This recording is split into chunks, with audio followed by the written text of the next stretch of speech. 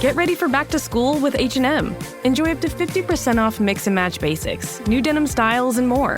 Find their favorites for in and out of the classroom at your nearest H&M or on hm.com. Getting ready to step into your career era? Set yourself apart with Adobe Creative Cloud Pro for students. Hone your skills with apps like Photoshop, Illustrator, Premiere Pro, and more, powered with the latest in creative AI. Students save over 55% so you can build a portfolio you're proud of. Launch your future with Adobe Creative Cloud Pro for students. Visit adobe.com/students to learn more. It's the Anthony Cumia Show on the Red Apple Podcast Network. It is indeed the Anthony Cumia Show. Another wonderful Sunday. And before anything, I must say that last week, filling in for Brian Kilmeade with the great Sid Rosenberg was such a blast, such a great time. And, the videos and sound clips that went out there, I mean, your guys out there, your support was amazing. We're getting incredible numbers on these things, just two guys having a good time doing radio. Boy, and the really ironic, funny, I don't know which term you'd choose, is that between the two of us, we have done such reprehensible things. We should have no careers at all, none, relegated to some far-off Bastille somewhere. Yet here we are, doing broadcast radio in the number one market in the country. It is insane. But what a great time. I want to thank everybody over there, and Sid, of course. Just a great time. He's a busy guy always. Oh, my God. I'm exhausted. Like, I follow him on social media, and it's exhausting. I'm here in Staten Island. You're like, what? Now he's in Jersey. He's shaking hands. Like, I did all that stuff back in the old Opie and Anthony days and stuff. It was fun. And for the most part, the fans were, majority dudes, party guys, things like that. Sid, he does a show where, he's kind of got to be respectable. He's kind of got to be a respectable guy. He was sitting down. I can't wait to hear how his meeting with Mayor Adams went. He was doing that after the shows we did. So I don't know. I'm curious to hear how that went. But he's dignitaries and politicians. It just all looks so exhausting. So I think it was pretty fun for both of us to hook up last week and do a few shows together. A lot of fun. I like Sid. You just heard me yammering about the problems in New York City, the crime, the murders, the assaults, all the fun things that make New York, New York. And it's abominable. You had this doctor being pushed onto the train tracks by some degenerate. And then right after that story, I just saw that a man was stabbed in the neck on a New York City subway. Just got into some altercation with somebody, which, I mean, on the subway, I wouldn't argue whatever it was. Here, is this heads or tails? You flip a coin, and you go, well, it's obviously heads. Nope, it's tails. All right, I agree wholeheartedly. Please don't stab me in the throat or throw me on the train tracks. So any arguments you're getting into on a subway, you're just looking for trouble. You got to tuck that pride away sometimes and just walk away because you don't know. You don't know which mental patient is going to come running out after you. And like I said, Curtis is going to be on this very program a little later on in the show, I think about 9, somewhere around there. And we're going to talk about all this because this has been going on since the Giuliani administration, really. Bloomberg had some things going on. It was good. But if you recall, Bloomberg's the one that wussed out on stop and frisk. And then I get a lot of people ask me, Anthony, you're a freedom-loving guy. You're a First Amendment guy, and you don't appreciate this governmental oppression, authority, taking your rights away. I don't see stop and frisk as that. Sorry, I don't. I think when you get into a situation where you're part of a community in a city, and there is an element roaming that city that means nothing more than to do you harm. They just want to hurt you, kill you perhaps, rob you, rape you, whatever it may be. They're not good. They're not good people. And they carry weapons, and they use them. Some 17-year-old just got arrested for firing off some rounds in Times Square, where I believe that is a restricted gun zone. If you're a licensed gun owner that jumped through all the hoops and years and money to get a pistol license in New York City, you can't carry a gun there. We only want the criminals, the people that could not possibly legally own a gun. When they get their hands on a gun, they take it wherever they want. Governor Hochul, Mayor Adams. So a 17-year-old shot a few people, and he's, I guess they're holding him on $400,000 bail, which is amazing in New York. I'm amazed he got any bail at all. Oh, go home. Sleep it off. We'll call you when your case comes up. But that's $40,000 cash. $400,000 bond is $40,000 cash. You go to a bail bondsman, something like that. You could be out. That should be no bail, and not no bail like they let you out. No possible way to get out of jail. This guy takes a gun. Do you know what a citizen, a legal law-abiding citizen goes through when they are caught with a gun in one of these restricted gun zones? Or let's say you're out of state, because this happens a lot in New York. You're out of state resident. You've gone through all the hoops you have to go through in your state. Your state's pistol permit is valid in many other states in the union. But you don't know. You didn't do your due diligence and check New York State and realize that New York does not have a reciprocation with any other state as far as gun licenses go. And then you go on a trip to New York. You take your gun with you. And now you're going into, you're a tourist, so you want to go into the Empire State Building. And they hit you with that metal detector and go, oh, what's this? Oh, it's a gun. You're under arrest. You're under arrest. And there's mandatory, I think it's 1 year mandatory, sometimes 2, depending on the circumstances. But you're in Rikers Island. You're in Rikers Island. Meanwhile, one border away, let's say Pennsylvania, 2 borders, 1 if you go north, and you're a criminal. You've committed a gun crime. Meanwhile, 17-year-old who couldn't possibly own a gun legally shoots up a place, and they let him out. You could possibly be let out on bail. A lot of these guys with weapon charges, they let him out.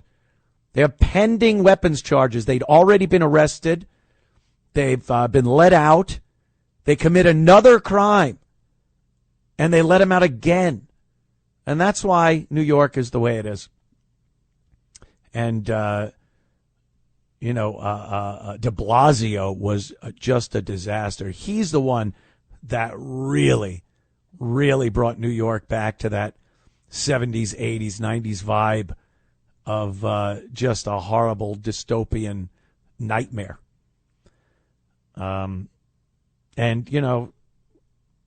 Curtis, he's one of these guys. He's been in New York. He's seen it all. There is nothing any New Yorker has seen that Curtis hasn't seen and understands, because he is a New Yorker and he's been through this nonsense himself. And, you hear him talk, and it's all common sense stuff. No one wants a high crime city. No one makes excuses for a high crime city. Well, we understand there's some crime, but, maybe psychiatrists going out on police calls instead of cops, social workers. This is what people like Mandami want to do. They don't want to look at the problem, face it, understand it, and do something about it. We need to arrest these people. And for some of the simple, it's a victimless crime, like turnstile jumping. I was just talking about that, the fact that that's a barrier. When you arrest people, when you have cops stationed at the turnstiles in subway stations and arresting turnstile jumpers, they're not as eager to jump that turnstile anymore. And you know who's jumping the turnstiles? It's not people going to work. I don't think there's ever been a guy in a suit and a briefcase that's like, I gotta save me a couple of bucks and jump this turnstile. It's thugs, criminals, mental patients. And those are the ones. I would love if they had some kind of statistic I could look at that would let me know how many people that have pushed other people onto the train tracks paid the fare to get onto that subway platform. Because right now, I'm going to make a guess. 0. Never. None of them have ever paid the fare to get on the platform to push someone in front of a train. It has never happened. They follow someone in, they jump the turnstile, they open that emergency door, which all of them seem to be open now anyway. And, that's got to stop. Giuliani did that. The quality of life crimes, the issues that were going on, the broken window policy, I think they call it. And it's going after people that are committing these, what you would call nuisance crimes, because it nips it in the bud, as they say. And it stops the domino effect, where it leads to bigger and more terrible crimes. Keep thugs and the homeless and the mental patients out of the subway system, you're going to have less crime on the subway. And if that means putting cops at turnstiles and having them arrest, yes, handcuff, arrest, bring down to the station, book them, arrest turnstile jumpers, things will get better down in the subway. That's how you do it. You don't go, we need more money, we need more cops, we need more sensitivity, we need more social workers. We need to understand the homeless and no, arrest people. It's what Giuliani did. It was some of the safest times we ever had in this city. All right, just getting started. We're taking your calls also, 800-848-9222, and plenty more. And Curtis Sliwa a little later in the show as we continue with the Anthony Cumia Show. It's the Anthony Cumia Show on the Red Apple Podcast Network. It's the Anthony Cumia Show. Entertaining and informative. On the Red Apple Podcast Network. And I'm Anthony Cumia. That makes sense. Yes, ladies and gentlemen, the red nose, the curly red wig, the white face paint, the big shoes, the horn that goes quack, quack. It's Clown of the Week. The Anthony Cumia Show presents the Clown of the Week. I don't know why she's still around. What is she doing? She's old. She's senile. She's Nancy Pelosi. Yes, Clown of the Week, Nancy Pelosi. This is a topic that really hits home with a lot of people because people have kids. They don't like the idea of kids being abused. And what we've seen over the course of the past few years is this insanity of thinking a child can determine what their sexuality is, what their gender is. And the adults, the parents, the community will celebrate that and go through whatever they have to, pills, shots, implants, surgeries, horrible, mastectomies on healthy breasts. It's pure insanity. And the only light at the end of the tunnel here is that it seems to be becoming a something that's passé, something that seems old now. Like, ooh, you believe in that? That's crazy. We don't do that anymore. Even the nuts are kind of steering away from that whole thing. It happens very quickly. Trump got elected, he got inaugurated, and you saw this societal turn, this ideological turn that the country is taking. And I don't know if it's so much a turn in that people didn't like this ever, but the people that normally remain quiet, that's who we are. We're patient to a fault. We're very busy keeping our lives going and working and raising families and doing the right thing as citizens. So we really don't have time to go out into the streets and yell like a bunch of monkeys in the street about things. But when things hit a certain level, you have to say something. And this is one of those topics. People are so fed up with the idea that this went on for as long as it did. And some of the old folks, they don't know it's over. And Nancy Pelosi is one of those old folks. And here's a clip of her kind of getting behind it, backing this sexual surgery for kids. And let's listen to her fine words. How is your office responding to the pauses in gender affirming care here in California? Well, that is something that I'm working for at the national level, and we have, how can I say, are hoping that we can have gender affirming care for our trans kids, and that it's a sad thing for us. I'm not totally. I don't know what effect we can have nationally with what we have going on in the White House and in the Congress. It's really very sad. If you were there, outside our door, we have a trans flag. Outside of our door in the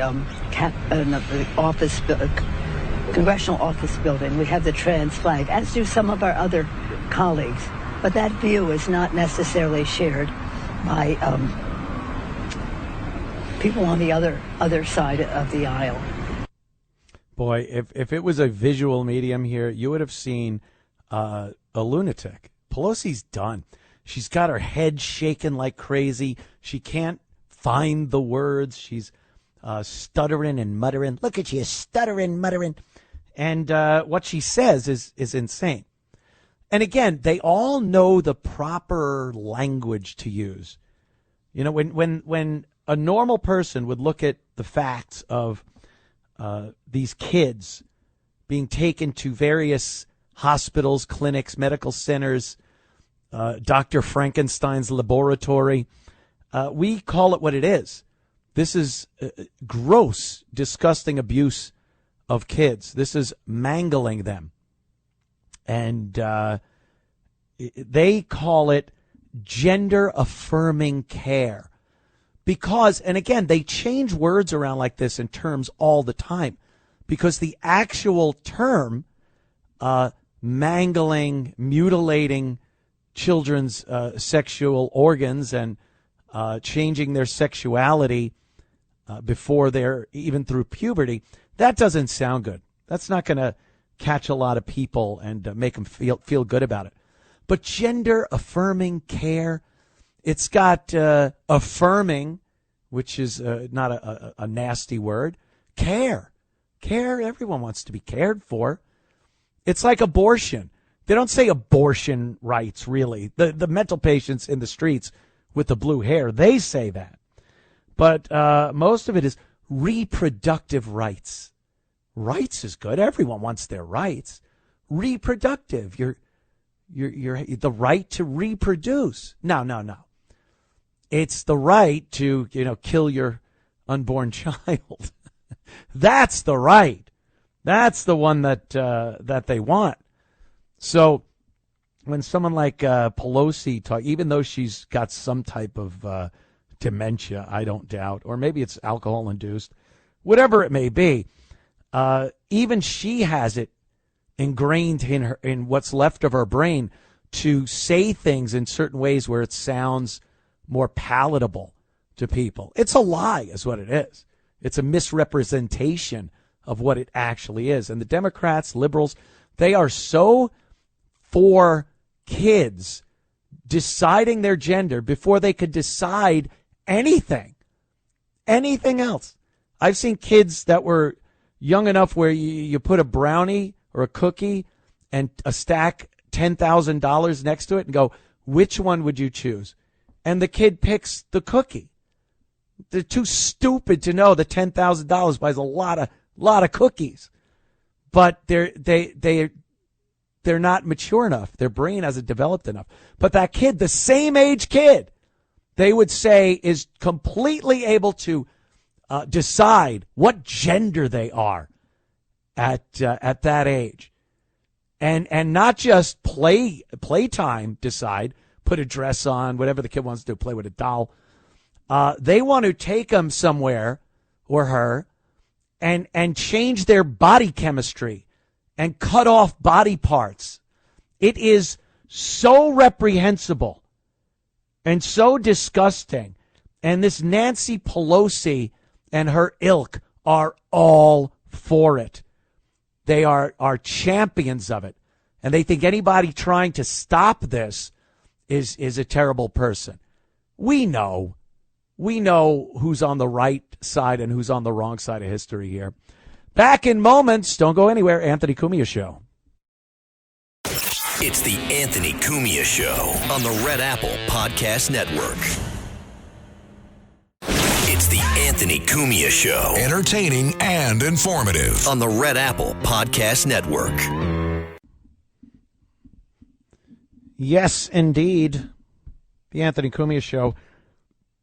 Like I said, Curtis Sliwa coming up in moments. Stick around for that. Lots to talk about. The state of New York New York City is a disaster.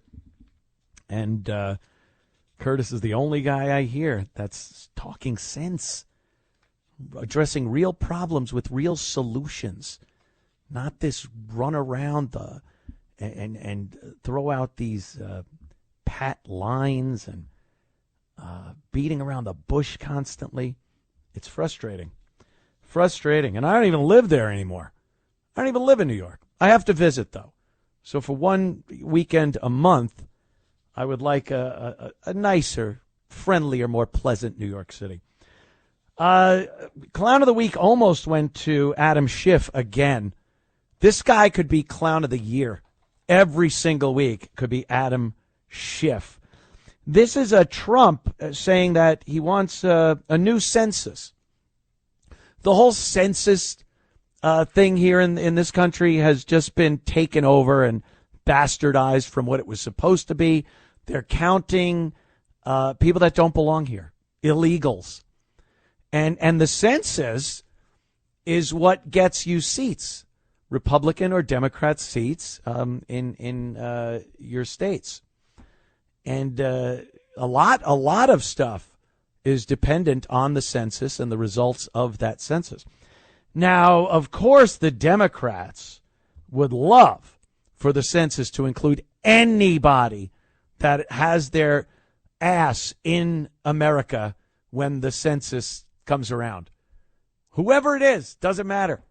They cross the southern border. They're in a Denny's in Texas. Yeah, you fill it out now. But I'm going back home to Guadalajara. That doesn't matter. Fill it out. You're here. You're now. Here's the census. Trump has this insane idea that the census, which could determine the representation,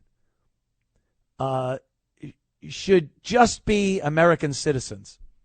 I know. Whoa. I know, it's crazy. It is crazy just to say. But that's what Trump wants to do. Now, of course, Adam Schiff, being the lying sack that he is, I don't think I've ever heard him being honest. Even if things aren't a blatant lie when he gives a speech or a comment or whatever it is, it's not an honest assessment of what he's talking about. So Adam Schiff, he insists that making a census that just includes American citizens is unconstitutional. Now, their argument, again, is in the wording. Anytime they look at the wording of our past leaders, our forefathers, other people that have created very influential and effective and huge legislation in this country, they always try to interpret it so it goes their way, like the Second Amendment. You know, a militia, they always think the militia means that you have to be in the army to bear arms, which is completely against what the Second Amendment is there for.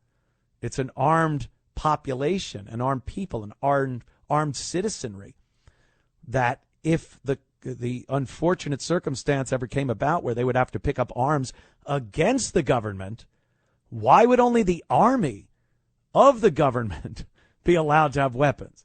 So that's obviously a dishonest and twisted interpretation of the Second Amendment. Thank God the Supreme Court ruled differently than that.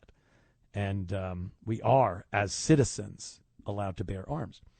So with the census, they believe that people, the term people that was used, is the same as citizens, and it means anybody. So an illegal that's here is a person, and since it says a census of the people, they think it means anybody. Back then, the people were American citizens. We the people. You know, the Constitution of the United States and the Bill of Rights and refers to the people. Those are the American citizens. Americans. The people. It doesn't just mean anyone that comes in here. But again, they've bastardized it, twisted it, and turned it to their own agenda. And now we're arguing over this? No. This is American citizens being counted and having that information broken down to see what representation is necessary, what has to be changed, what changed in 10 years, where we need some more representation in this area, maybe not as much in this area.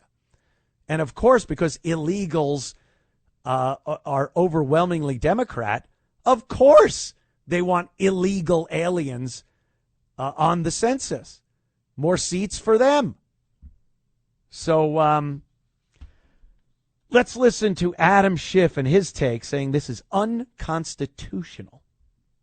You're a developer, very successful developer. How does a family of four live in a one-bedroom apartment? No, it looks like Adam Schiff really did a bad thing. They have him. Now, let's see what happens. It's not up to me. It's not up to, I stay out of it purposely. But it's mortgage loan fraud. It's a big deal. He defrauded banks and insurance companies and the federal government. But it's very simple. It's mortgage loan fraud. And you're right. It's a lot of people to live in a one-bedroom apartment, right? But he put it down.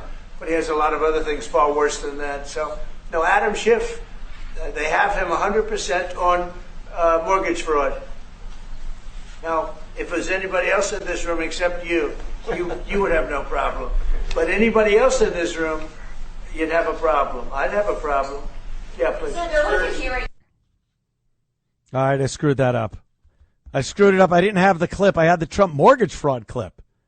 But the clip I was referencing, I guess I didn't send it over. My mistake. My mistake.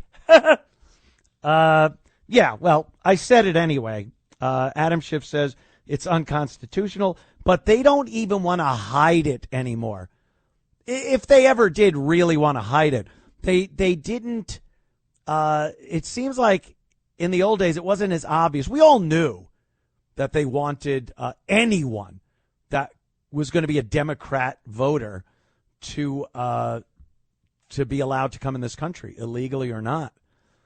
And since Trump and his administration did a miraculous job of turning off that tap, that stream of illegals that were crossing the border in record numbers.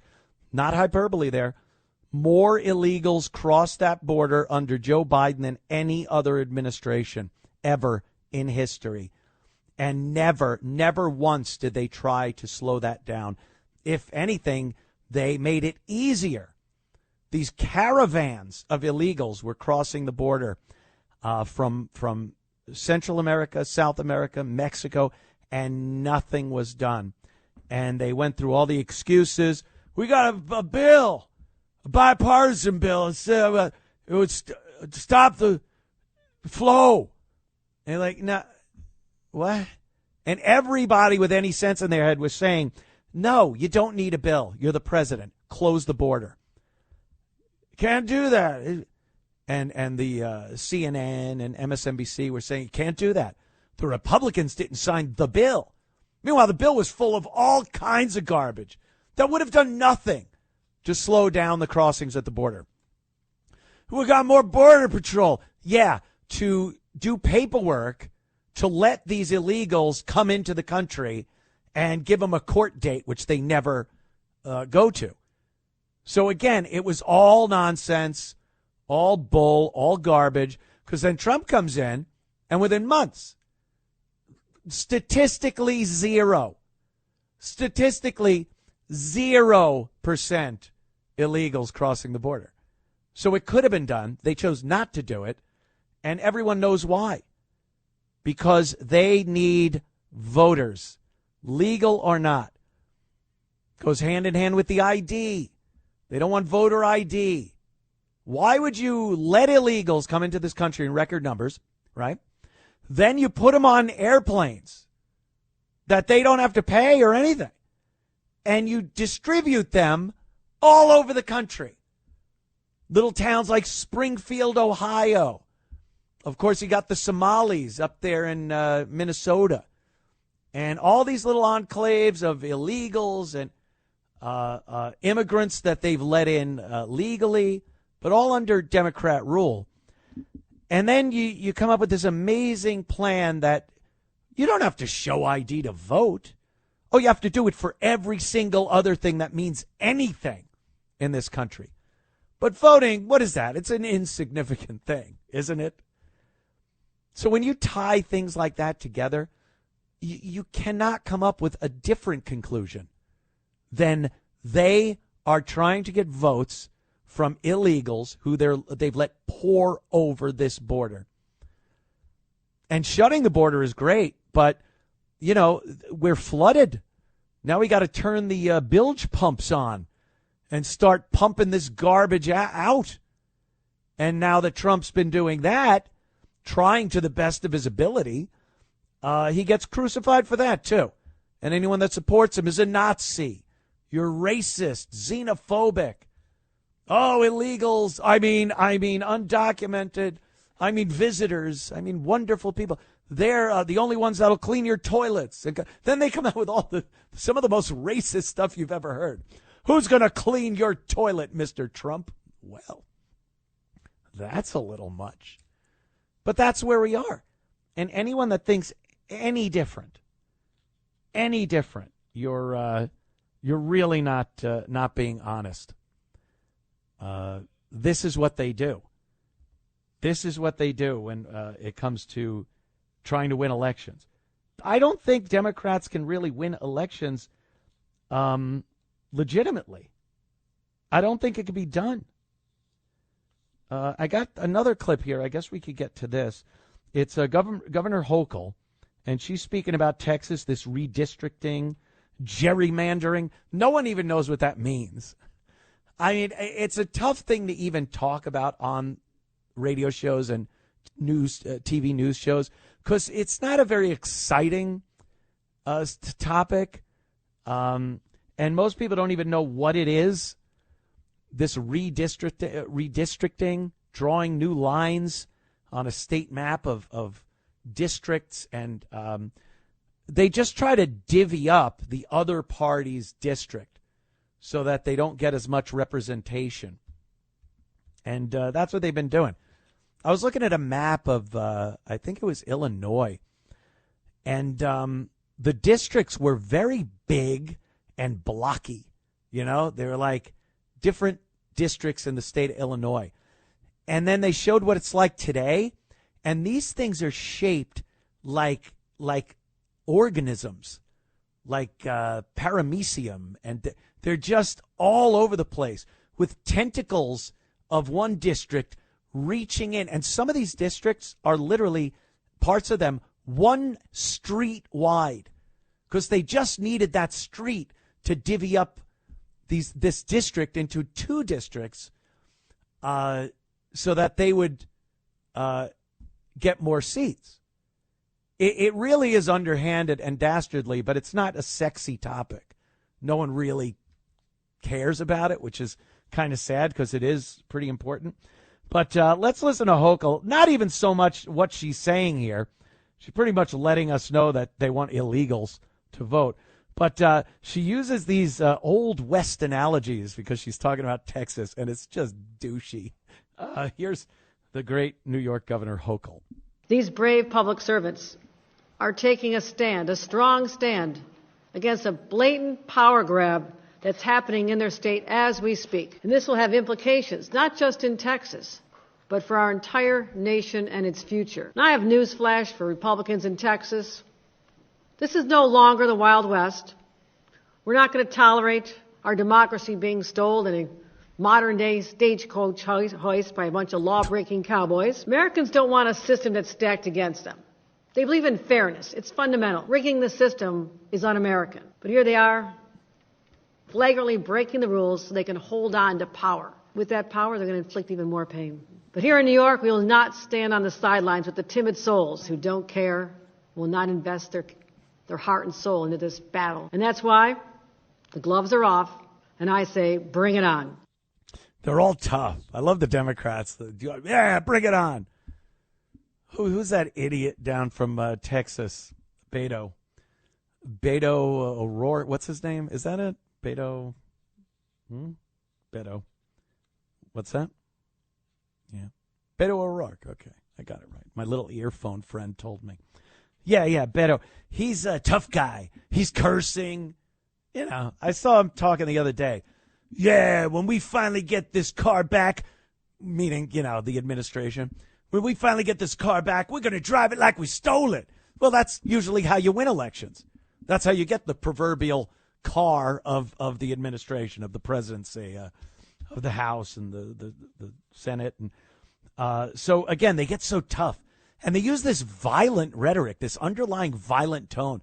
We're going to kick their ass. We're going to beat them up. You can't say anything as a Republican when they try to even use some type of analogy, like Trump when he said if Biden or Kamala, whatever it was, gets elected, and he was talking about Wall Street and Ford Motor Company, Detroit, the car industry, that it would be a bloodbath if they get elected. And they twisted it around to mean Trump is threatening that there'll be blood in the streets if he doesn't get elected. They actually said this, which is quite the stretch. Meanwhile, these people are, it sounds pretty much literal when they're saying, yeah, let's kick their ass. We got to beat them. We're going to drive this car like we stole it. So, you know, they turn into tough guys, which is pretty funny because we all know they're not. And they can only win by some form of deceiving the people, whether it's, you know, giving them that little sprinkle of charity right before an election, you know, the college tuition, the student loan forgiveness. Remember that one? And then it's just like, well, maybe we can't do that after the election. It's like when you feed your fish, you know, you get a little of that Tetra nasty smelling fish food and you sprinkle it on top and the fish go, ooh, look up here. That's what they do every election. They sprinkle a little fish food. It gets their interest. They vote. And then they're back in the gravel eating their own feces. That's how it works. Every single one of their campaigns is based on deceit, whether it's using different terminology to cover what something really is, or blatant lies that we see happen. Schiff with that whole Russia collusion thing. How he isn't out of politics at all is amazing to me. He was on shows, on news shows, in front of hearings, saying there is absolute proof that Donald Trump and Russia colluded to win the 2016 election. And he said he saw the proof, and they will put it out there. And whatever came of that? Absolutely nothing, because he was lying. And now, that's coming out, and hopefully something will come of it. But, no one pays. No one pays in this country. You don't get any politician that actually has to face the music of what they did. Oh, we're going to censure you. What? Please, not a censure. And then they're censured, and all right, back to your committee. It's all fake little hand slapping. Disgusting. Why don't anything ever happen to these people? All right, we're going to be back in moments. Stick around for more of the Anthony Cumia Show. It's the Anthony Cumia Show on the Red Apple Podcast Network. It's the Anthony Cumia Show. Entertaining and informative. On the Red Apple Podcast Network. The Anthony Cumia Show. Curtis Sliwa coming up in moments, so stick around for that. In the meantime, 800-848-9222 for your calls. Let's talk to Steve in Manhattan. What's up, Steve? All right, and I dare anyone to go around the dial. Go to the satellite and try to find something better than this. You're coming back here, baby. Love it. Thank you, Steve. You can use that as a promo if you like. But I'll listen, do that. Thank you. Yeah. I'm talking about all those things you brought up is item for item, is on the money. But I just want to bring up something, because there's economic terrorism that's done by China and obviously by Russia inside this country. But there's also environmental terrorism, too. I'm a firm believer down in the Everglades. It's the Russians and the Chinese who are throwing the Burmese pythons down there and the Nile crocodiles to throw the whole thing out of balance, the nature down there. I mean, how do you rebalance that? You cut loose a couple of hundred leopards and jaguars? I mean, I'm convinced that someday the Russians will drop a woolly mammoth and a T-Rex into the Hokie Finokis. Really, they throw the whole thing out of balance. It's all terrorism. I don't know, Steve. I don't know about that. I think especially Florida, the Everglades, they're a pretty resilient ecosystem down there. And I think if anything was introduced, unless it was in such insane numbers that everyone would know it, I think its own ecological checks and balances would take care. It's like it's the closest thing to dinosaurs in the prehistoric era in Florida. You won't find any place closer to the Mesozoic or Jurassic eras. But I do agree that China and Russia and other countries are terrorizing our technology, our intellectual property, computers, which now run everything. So water, power. Our power grid is one of the most important things ever. If you've ever been in a hurricane or a natural disaster where the power goes out for a little while, you got a few days. And every day that ticks by, you see people getting more angry, more frustrated. Their lack of unity and that giving spirit and sharing goes away. I saw it happen in New York. We had a hurricane up there. Long Island got hit pretty hard. And for the first 3 days, people were very courteous at the gas stations. There were only a few gas stations running because they had generators. And they would be like, oh, you were here first. Go ahead. After 3 days, on that fourth day, people started going, hey, where are you going? Back of the line. And I'm convinced I would give society 10 days without power to really start turning into the animals that we are. 2 weeks, if a parent can't get his kid his prescription, or the power is out and maybe somebody needs a respirator at home or whatever it might be, you will see us come apart at the seams. And China knows this, and I believe they have the power to get rid of our power system, at least localized enough to really cause some problems in this country there, Steve. Right. If you cut the power, the food, and the water, I mean, you could turn man into a beast. But I know during Sandy, there were a lot of banners hung that said, in this neighborhood here, we respect the Second Amendment. Yeah, yes. Also, the thing is, I was in some of those neighborhoods. I went around, and it was horrible, more horrible than when you saw on TV or in pictures what Sandy did to those neighborhoods.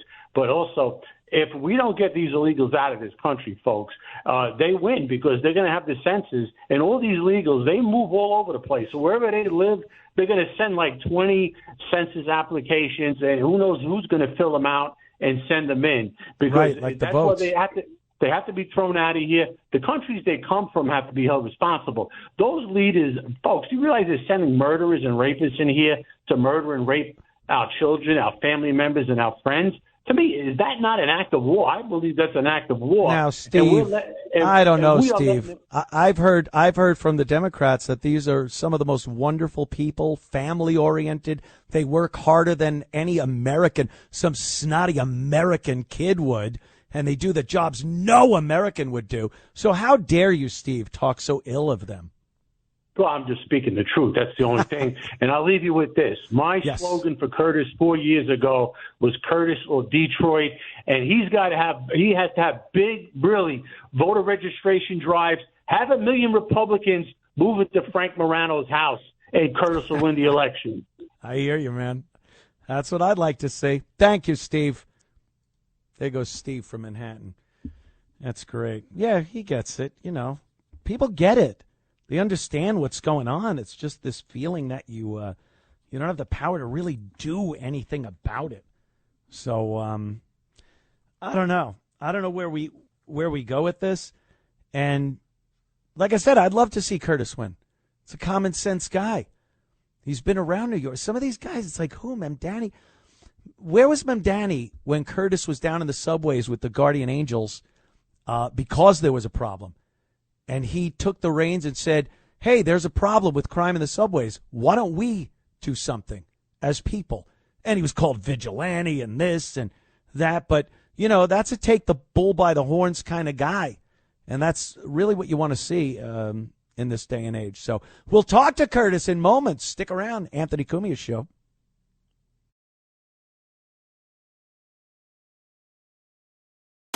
It's the Anthony Cumia Show on the Red Apple Podcast Network. It's the Anthony Cumia Show. Entertaining and informative. On the Red Apple Podcast Network. It is indeed the Anthony Cumia Show. Glad you're joining us this Sunday evening, per usual. My guest tonight, just awesome. I've done shows with him. It was a lot of fun. He's a great guy. He's a New York guy.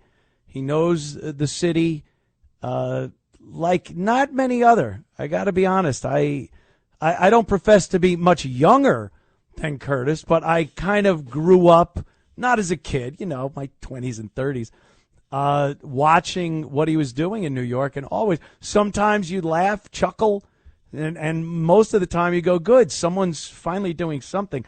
My guest, how are you this evening, Curtis? Oh, I couldn't feel better. You know, Friday night, I'm under the Kosciuszko Bridge. And remember, Anthony, don't be saying Kosciuszko like the other Gavones out there. The way they used to say it. Oh, the Kosciuszko. Kosciuszko. First time I heard it said the proper way was on a traffic report. I think it was on Winds or something. And it goes, Kosciuszko. And I'm like, what? That's right. They build a new bridge? I never heard of that one. So underneath the bridge, finally, after 5 times trying and running into every bureaucratic delay by the Adams administration, before that, during the lockdown and pandemic, Cuomo out in the Hamptons tried to stop them from having a concert. We were there, myself and my wife, Nancy. We're the Chainsmokers. That's right. We're into EDM, electronic dance music. And I mean, the music was flowing. The song Closer, Paris, Don't Let Me Down, Take Away Addiction. And actually, my wife knows all the words. She's lip-syncing them with the crowd. I know some of the words. We had such a great time. And then they tweeted us, the Chainsmokers. Curtis and Nancy Sliwa for being there. Now, it doesn't get any better than that. Come on, Andy. No.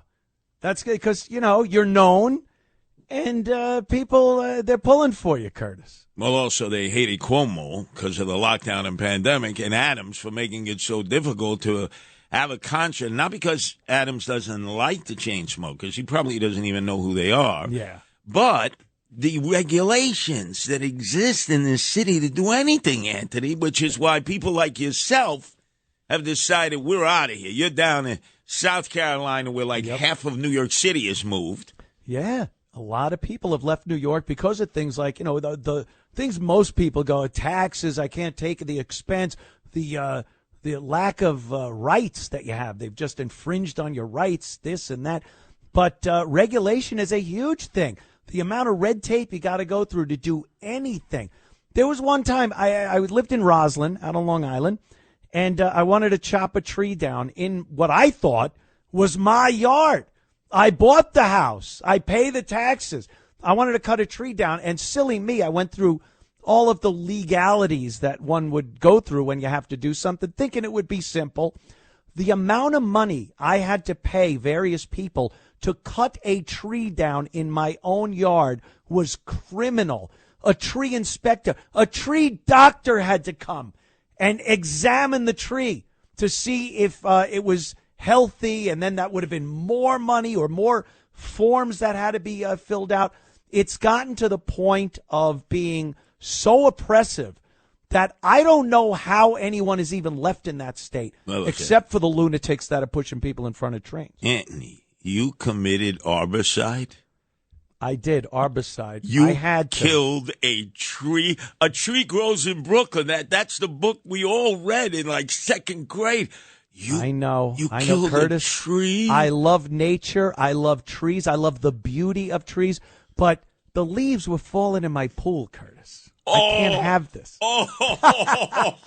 Excuse me. You didn't have a pool boy there? I couldn't stand the leaves in the pool, so I got rid of the tree. No, it was dead. It was half dead anyway. One of the branches were broken off. It was all hollow and like sawdust inside. Actually, Anthony, one day, when time permits, you need to get program director Kevin George on to talk about how he was a pool boy for the owner-operator of WVOX in Westchester for many years. And is this a titillating, sexy story of a pool boy? It involved pleasurization, the likes of which I couldn't imagine Kevin would indulge in. Yeah.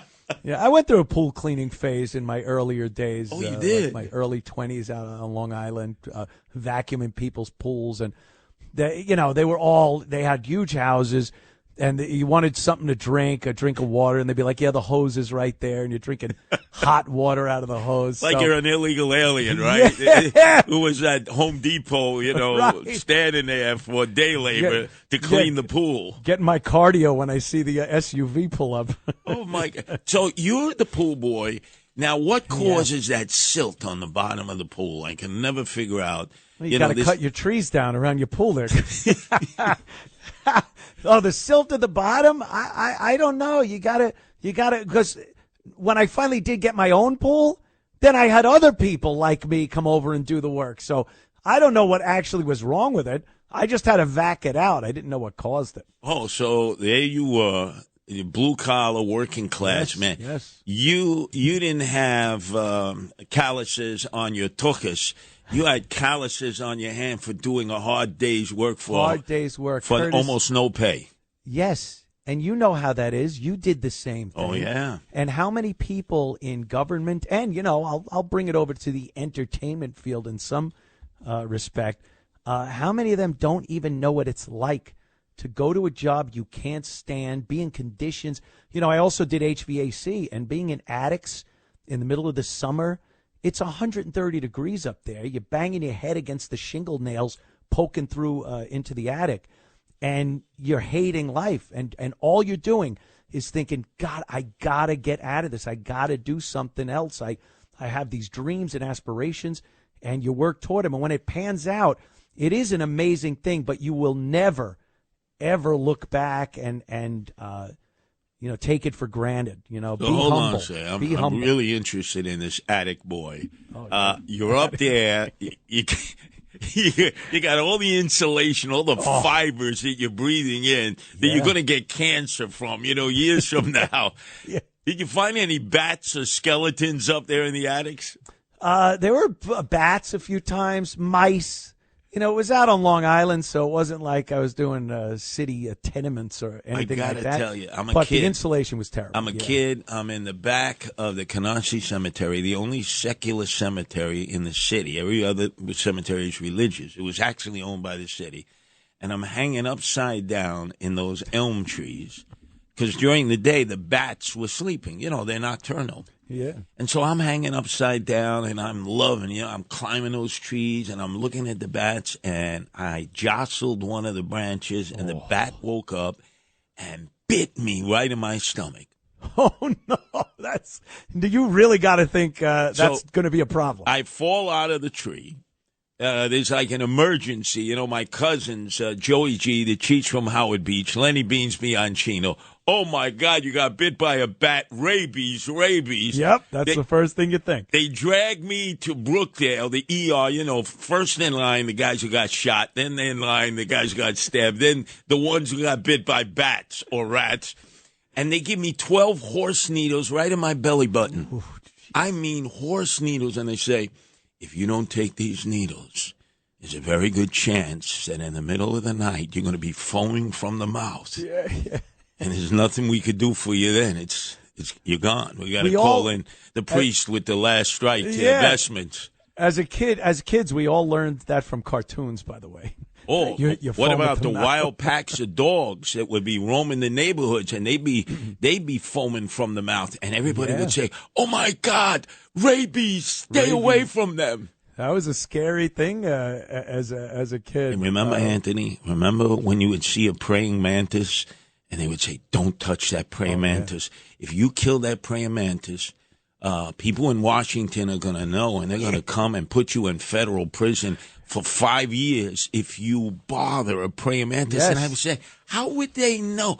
It's a protected species. They knew somehow, because as a kid, you were petrified of that. Every kid heard it. There was no internet. How the hell did every kid in this country know that it was illegal? You go into prison if you kill a praying mantis. And remember, somehow we all knew it. It all blended in. The praying mantis, their colors would match the leaf or the branch they were on. So you might have jostled the praying mantis and you would pray to God, "Oh, please, I hope the praying mantis doesn't die. I can't do time in federal prison." The knock on the door. FBI, is your son home? The other one, Anthony, if you kept a book one day over from the blue-haired matron, right, and you didn't make it to the night depository box by 12 midnight, she shows up the next day like with a warrant to come in the house to check any books. I don't care if it were matchbooks, comic books, S&H green stamp books, where you used to cut your tongue, slapping them in there to get that toaster oven, at the S&H green stamp store. Oh, God. It was... We had a pretty twisted that was good. thought about the world back then and laws. It was good. We knew there were consequences. Yes. Maybe that was a good thing.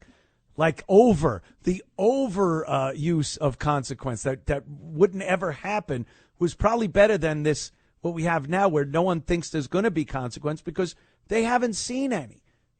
People are able to do these things these days that, we see what goes on in a lot of these stores where people walk in. It's not shoplifting. I don't call it shoplifting. It's strong arm robbery. There's a threat of violence if you try to stop somebody from taking stuff out of a store these days. And they load up bags. They don't run in, grab something, and run out. They take their time. The only people that would do that are people that absolutely know there's no consequence to it. And consequence is the only thing that's going to curtail this, Curtis. And we have these elected officials, police departments, the DAs, the AGs, all these judges that just refuse to put consequence on people's actions. I have to admit to you, something that I did as a 7-year-old child. Uh-oh, here it comes. We went to visit my uncle Jimmy Scavone and Lucy Scavone, my aunt. They had moved to Hollandale, right outside of North Miami Beach. And, you know, that was back in the time where Jackie Gleason, the most watched entertainment show did on a the show weekend. from down there. And at the end, he would say, come on down to Miami Beach. And like half of New York City did. Yeah, yeah. So my aunt says, let's go shopping at the local Piggly Wiggly. Piggly Wiggly. Not Wall Bombs, not A&P. Not Bohack. Nope, not Passmark. Piggly Wiggly. Yeah. I knew that was going to be an adventure. So she's walking around, and I see her tasting some of the grapes. And I ratted out my own aunt. Whoa, you're right. In an Italian family. I ate the Parmesan cheese. I went up to a guy. I said, she shouldn't be doing that. She's eating the grapes. My Aunt Lucy was so embarrassed. And the manager comes over to me and goes, kid, you're like a junior sheriff down here in Dade County. We should make you a junior sheriff. You're like a narc. You narked out your aunt for eating the grapes. Oh. She was tasting them. She wanted to see which of the table grapes she wanted to get. Right. Do you know she put me in the back of that car and she goes, Maranamai, you of O.P. Curtis, I'm your aunt. I am the older sister of your mother, Francesca. What did I do to deserve this? And I said, you ate the grapes without paying for them. And to this day, I think I was right, Anthony. Yeah, but, you know, there's certain cultural things, Curtis, where it might seem like you're being a rat. You know, you don't want to rat out your family. Hold on a second. Cultural, this reminds me of Andrew Cuomo. This is the 4th anniversary when he fled Albany because he feared impeachment for slapping fannies. And hey, remember, he was just being Italian. Yeah, That's remember that said. was his excuse. It was my cultural influence. Now, I knew his daddy Mario, and Andrew is no Mario. In fact, when I see Andrew on the stage of the debate, because there are going to be 2 debates for me, I'm going to say, Andrew, I knew your father, Mario. You're no Mario. Why don't you go get your shine box right now, huh? Oh. Huh, Andrew? Brutal. But the fact was, he sexually harassed 13 women, denied it. You know, they all worked for him. They all worshipped him, including a state trooper. He said no, and then he not only was slapping fannies, he was killing grannies. And the guy is back. He's like, this is like a nightmare. He's like, he is like a zombie who comes back from the dead, the political dead. It's amazing. I thought he was done for. He doesn't seem to have much traction as far as this mayoral race goes. You know, you have a buzz about you. People are talking about you. No one's talking about Cuomo. But, hey, Curtis, you know how this is. I got to take a break, but we'll be right back. You know how this is. What? We're squeezing in here for breaks. It's regular radio. You know how it is. We'll be back in moments with more of Curtis Sliwa on the Anthony Cumia Show. It's the Anthony Cumia Show on the Red Apple Podcast Network. It's the Anthony Cumia Show. Entertaining and informative. On the Red Apple Podcast Network. The Anthony Cumia Show. We are here tonight with the great Curtis Sliwa, Republican mayoral candidate for, obviously, the mayor of New York. And, Curtis, I got to ask you this because I'm checking my feed during the breaks, and one thing people keep bringing up, they think you should drop out and endorse Adams because they're saying, oh, my God, Mamdani's going to win if Curtis doesn't drop out and back Adams. I don't see it that way. I see this as Adams and Cuomo and Mamdani divvying up only the Democrat votes. I think any Republican would vote for you. I think you'd be very hard pressed if you dropped out that Republicans would even go out to vote in November for this. I honestly believe that if every Republican got off their ass and actually did vote, we would have Curtis Sliwa as the mayor in New York in November. What do you say to these people that are asking you or demanding you drop out and back Adams? First off, Anthony, that was a brilliant political analysis. Thank you, sir. It really was, because you got it. There are 4 people in this race that everybody knows. At least everybody knew the 3 a long time ago, okay? Cuomo, Adams, Sliwa, and Zohran Mamdani. Not even his neighbors knew who he was 6 months ago. Now he's an international infamous person who was a combination of Che Guevara and Yasser Arafat. You know, a combination of both. And he loves it. He loves it. So 6 weeks ago, there was intense pressure. You got to drop out. You got to drop out. Then all of a sudden, I was the only one to get $2 million in matching funds. Matching funds, yep. Not even Zohran. Adams got zilch, and Cuomo got zilch. And in the last 4 polls, I'm the only one who's surging. Zohran is sort of plateaued out. Cuomo is sort of like slowly receding like his hairline. And Adams has crashed and burned. He's down to 7%. He's done. Let's be real here. Well, look, when he sat on that sofa of Fox and Friends, and Tom Homan, the head of ICE, says, boy, when I get back here, if I see the NYPD are not working with ICE, I'm going to stick my boot up your tuchus. Mm-hmm. And Eric didn't even blink, didn't even say anything. That was it for him in the black community. All the black communities I've been campaigning in, they tell me that was the defining moment when they realized that Eric Adams, in order to avoid going to jail for political corruption. He's compromised by the federal government at this point. I know, but I mean, I get it. Cool Hand Luke, I love that movie. Remember, you got Paul Newman. Please. Yes, boss. And he uses that as a ruse to escape from the sheriff. But in this case, Tom Homan reminded me of that sheriff. And Eric Adams reminded me of Paul Newman. But it wasn't a ruse. It wasn't an attempt to extricate himself. No, he'd been broken. Oh, my God. And what we've got here is failure to communicate. Yes. I love it. He was dead on arrival. So the whole campaign is based on you got to be out in the streets, you got to be in the subways, which none of those candidates are. No, they go to these fundraisers and these hoity-toity. Where was Cuomo? Out in the Hamptons with Howard Stern? Where was he? Where are you? You're underground in New York City in those wretched subways. Yeah, and that's the perfect focus group because you know, Anthony, when you get into a subway car, anybody could be in that car. Oof. Any race, any background, whether they're locals, tourists, emotionally disturbed, homeless, millionaires will sometimes take a quick ride down to Wall Street. Yeah. You're all, and the doors close, and now there's no escape, Anthony. So you get somebody giving you the finger and somebody patting you so hard on the back you got to go for a chiropractic adjustment, but a whole bunch of people asking you questions the way it should be. And boy, if you don't answer the question, you know, you vacillate, you do the pivot and shift, they're going to nail you right there. And it's a great way if you want a focus group.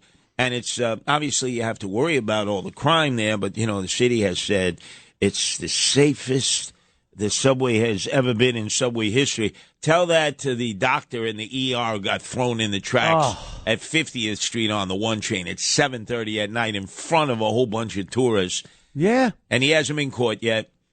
Well, I saw the description. It said a guy tall, wearing a backpack and a white T-shirt. So they should get him any day now. Now, hold on a second. The most important element of that description is what's the color of his skin? Oh, stop. Because I don't see color. I don't see color. Anthony, that's a great description, but that could be a white guy, black guy, maybe a guy with olive complexion, a guy who has acne, you know, and never used Clearasil as a kid. You know, help us. The guy is on the lam, and the city just keeps saying, you know, we've just had the safest July in subway history. Oh, they crow about how safe the city is and the subways are. And meanwhile, a guy just got it. Another guy, I thought it was a story from 2 weeks ago. I checked, it was today's date. Stabbed in the neck on the subway just a few hours ago. Altercation on the train. Why you would argue with anyone on the subway is beyond me.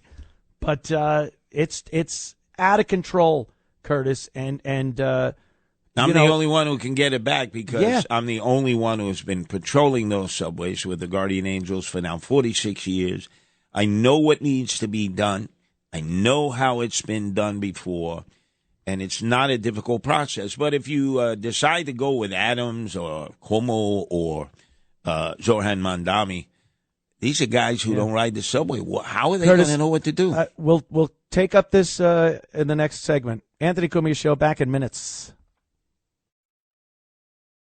It's the Anthony Cumia Show on the Red Apple Podcast Network. It's the Anthony Cumia Show. Entertaining and informative. On the Red Apple Podcast Network. Yes, Anthony Cumia, former shock jock. I've been rehabilitated. My guest this evening, of course, Curtis Sliwa, the only person fit, suited, qualified enough to be the mayor of New York City. Curtis. And not only that, but seems to have been certified for this position by the chain smokers themselves. Yes. There is a song that I think is pertinent to our audience here, Anthony, and that is Don't Let Me Down. Don't let me down out there. Republicans, it's time to come home. We have a real opportunity to get this city back on track, like we did when Rudy got elected mayor, and then Bloomberg for 12 years, and Pataki was the governor for 12 years. We had no chaos, no corruption with Republicans. We went back to the Democrats, de Blasio, Cuomo, Adams, and all we've had is chaos and corruption since. How fast, too. It all goes downhill. It's so difficult to come back from look at the 90s. Look at the 90s New York City. I mean, murders at their all-time high, crime. And Giuliani gets in there. It took him a while, and he was despised. Don't think of post 9/11 Rudy Giuliani, America's mayor, that everyone loved him. He was hated as the mayor because he had a job to do. He knew what it was, and he didn't let popular opinion sway him. Crime needed to be stopped. He cleaned up the areas of Times Square. You know, some people don't like it. They like the gritty old Times Square, but it made it into a tourist attraction and brought so much revenue into the city. Now, I look at tourists that come into New York City and go, are you out of your mind? You got your kids here? You're wheeling your luggage down the sidewalk? This is insanity. And we were at a point. What was Giuliani doing that you might adopt some of the things? I was talking earlier about this quality of life and these the broken window policy, keeping cops down there in the subway by the turnstile so these nuts can't even get on the platforms. What are some of your ideas about making New York a little safer there, Curtis? Well, let me explain one thing from the news headlines.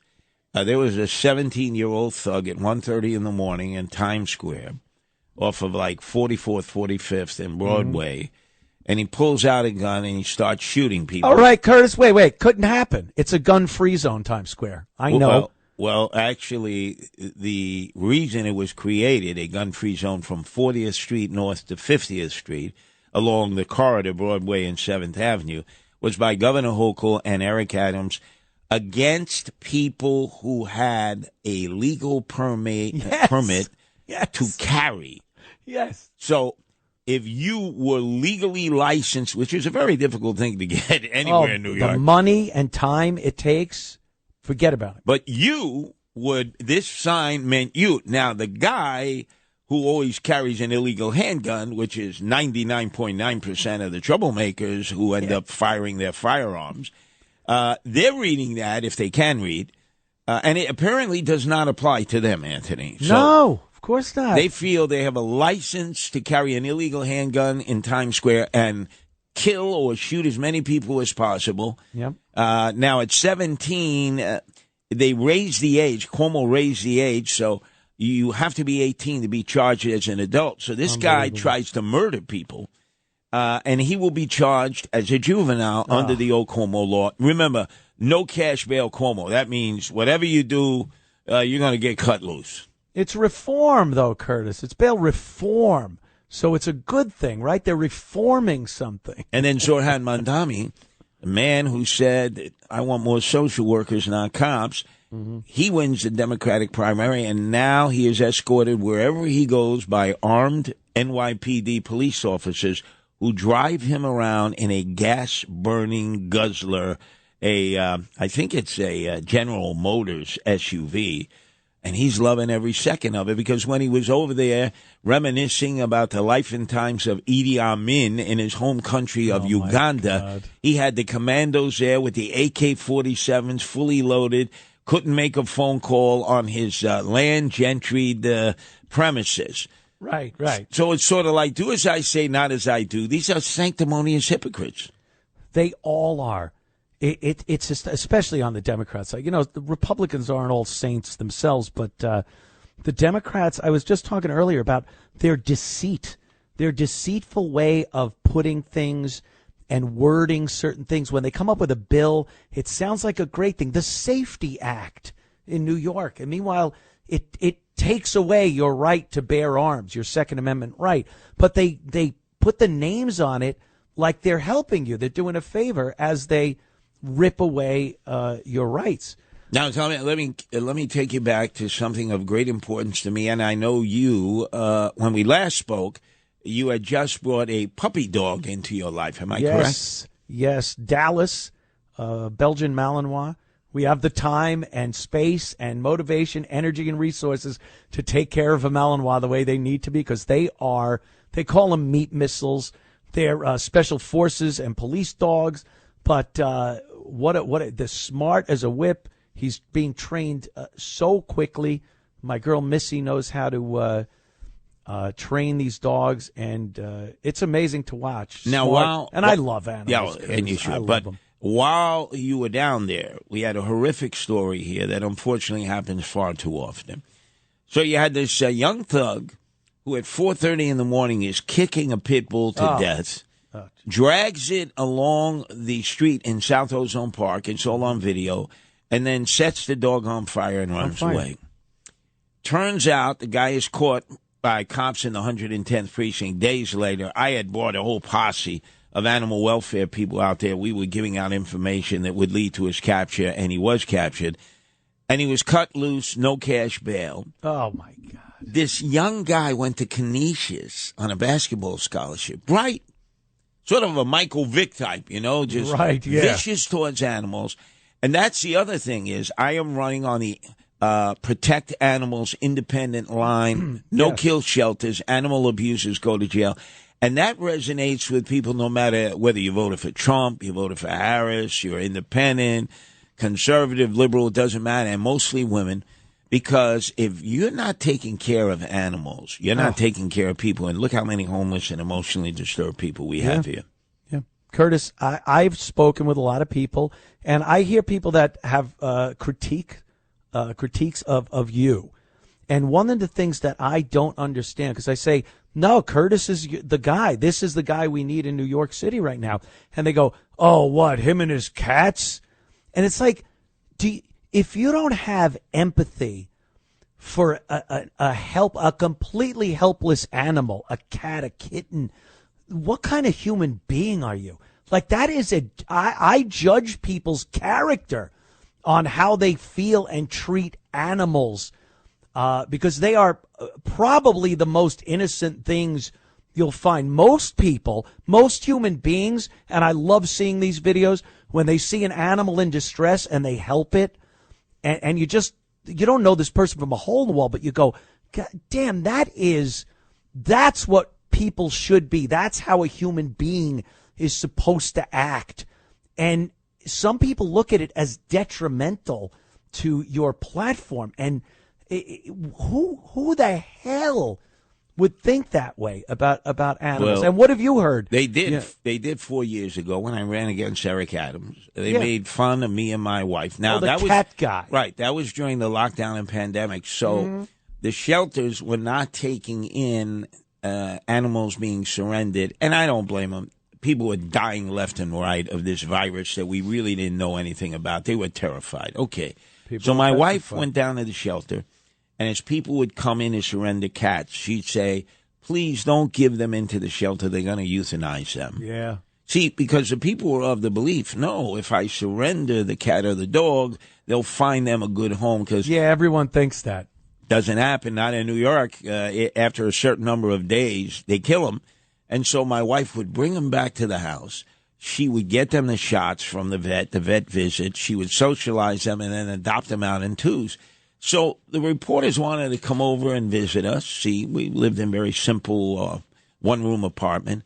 And they made fun of us as if we were hoarders. I will never forgive them for that. And now all of a sudden it's very much in vogue. Very much in vogue because during the national election, so much was made of Peanut the squirrel. Oh, my God. And they killed Peanut. Right. And his pal, Freddie the raccoon, remember? Yes. That the evil animal welfare agents of Kathy Hochul came, with their jack boots on. Kicked in the door. The husband and wife, okay, they were making porno films on the side. That's their business. But they had an animal sanctuary there. They took Peanut the squirrel and Freddie the raccoon because somebody in Texas called and claimed that they thought they had rabies. So they take them away. They bring them to Albany. The test for rabies for an animal is you chop off their head. You got to take the brain out. Yeah, there's no living test for rabies. So now think about it. They didn't have rabies. So how do you put them all back together again? The husband and wife, they said, we'll send the bodies back. They won't. That is evil. Yeah. If these people are rescuing animals in the wild who would normally die from injuries and not asking anything from the taxpayers, we should be helping them, like my wife. And there are tens of thousands of animal rescues that are out there, mostly women, some men. They spend their own money. They go out there, whatever, the weather, morning, noon, and night. They'll risk their lives to protect animals. And that is a humanitarian thing to do. And we are a better society because of it. It's a great judgment of character. And everybody that is into rescuing animals and caring for them, and even if you're just somebody that sees an animal on the side of the road and decides, I need to help this, it is a great judge of character. They're just good people. They're good-hearted. It's an instant way to tell if someone's good-hearted. You want to talk to a Rich in Connecticut? He wants to talk about you on the animal welfare line. Rich, you're on with Anthony Cumia and Curtis Sliwa. Yes, hi. I'm a supporter of Curtis going back for 2 election cycles, and just an admirer because he's a deep New Yorker. He understands New York in a deep way more than almost anybody else. So he's a candidate that any voter in New York could be proud to vote for. And I think for Curtis to win, you have to attract the Democrat voters, the union voters, to your animal welfare line, and then label Mandami, which is what he is, San Francisco 2.0, a variety of programs, some that Cuomo instituted and have failed wherever they've been instituted. Well, I've studied both Zohran Mamdani and obviously Anthony Cuomo and Eric Adams. Now, there's no doubt Mandami is the most extreme, Andrew. But he is sort of like Coca-Cola, and Cuomo and Eric Adams are Diet Coke because they believe in many of the same things. To give an example, Anthony, they believe illegal aliens should vote. I say no. They believe in a sanctuary city, all 3 of them. I say no. There are clear differences. But in the other area of animal welfare, they have no position. In fact, Andrew Cuomo had this Siberian Husky. And when I asked the question, whatever happened to the Siberian Husky, man's best friend, we were told, both I and my wife, mind your own business. Uh-oh. Now. Sounds grim. Could be, the Siberian Husky. They didn't fix the Siberian Husky like Biden with his German Shepherds. Remember? All right. The German Shepherds were Secret Service agents. Because they didn't fix them. Anybody would know that. And apparently, Andrew Cuomo never fixed the Siberian Husky, who became a nemesis to other people. And now, all of a sudden, on the campaign trail, and they said, can we find out what happened to man's best friend, the Siberian Husky? We're not at liberty to say. Curtis, I got to also ask you about, because I don't understand the controversy behind the hansom cab thing, the horse-drawn carriages in New York. And the part of the controversy I don't understand is, what does it do for New York City that is so good, that makes money, like all the things politicians want? They want money and power, two things. How the hell do a bunch of fat tourists from Germany being hauled around by this poor animal on the busy city streets of New York, how does that actually help New York, aside from this archaic image that people think is so important? It is a cruel practice. I can't stand it. And I know you are against it, as is your beautiful wife, Nancy. What is going on with this, and why can't we just get it stopped? Let me make this a domestic issue, since you maligned the Germans. There was some fat German tourists. I understand. There are many tourists from Iowa and Nebraska where they spend their life battling at the salad bar over who's going to get the macaroni salad or the potato salad. To them, that's salad. So you're right. They're real porkers. And they come to New York and they get in that carriage. It weighs 100 pounds to begin with. And now the poor horse, whose head is already down, and you can see the horse is suffering, has got to schlep around the park about 1,200 pounds of additional weight. They're injured. They're older. They're not being cared for. They're being tortured. It's barbarian. Anthony, there are now third world countries like in Bombay, in Monterrey, and Santo Domingo. They used to have horse-drawn carriages for their tourists. They now have the mechanized carriages where the carriage drivers still are employed. So it's not like they lost their job. Right. But there is something about this Sex in the City thing. They say, see all the times in the episodes in Sex in the City. Romantic, Curtis. It's romantic. I mean, meantime, the poor horse is dying. Yeah. They keep them in garages, car garages. Parking garage, like you park your car. Yeah. The guy comes, he gives you a ticket, takes the car. That's where these horses are. What a great setting for a majestic beast like a horse. Terrible. Right, and there are replacements, and I and my wife and others are dedicated to making sure that stops. Now, when I'm mayor, unlike de Blasio, who promised he would end it, but knew he didn't have the executive power to do it, he took everybody's money, What does it take to end it if he didn't have the executive power? You have to go to the city council. You have to have a vote on it. And what you do with the city council men or women, even though most would disagree with my politics, is you say, okay, this is an important issue to me. To me, right. You need discretionary funds to look good in your community so we could put your freaking name on a garbage can, and it makes it seem like you bought the garbage can for your residents when in fact it's us, the taxpayers. Right. So what do you need from us? What discretionary funds do you need? Do you need a fountain? Do you need a new playground? What do you need in your community? And you give them something, and then they give you something. And you are saying, and I'm going to look them in the eyes and say, look, there are many things we need in this city, but this is undone business. De Blasio promised he would stop this barbaric habit. He took everybody's money. At night, he was smoking Maui Wowie and Hindu Kush on the back porch with his grifter wife, Charlene, of Gracie Mansion.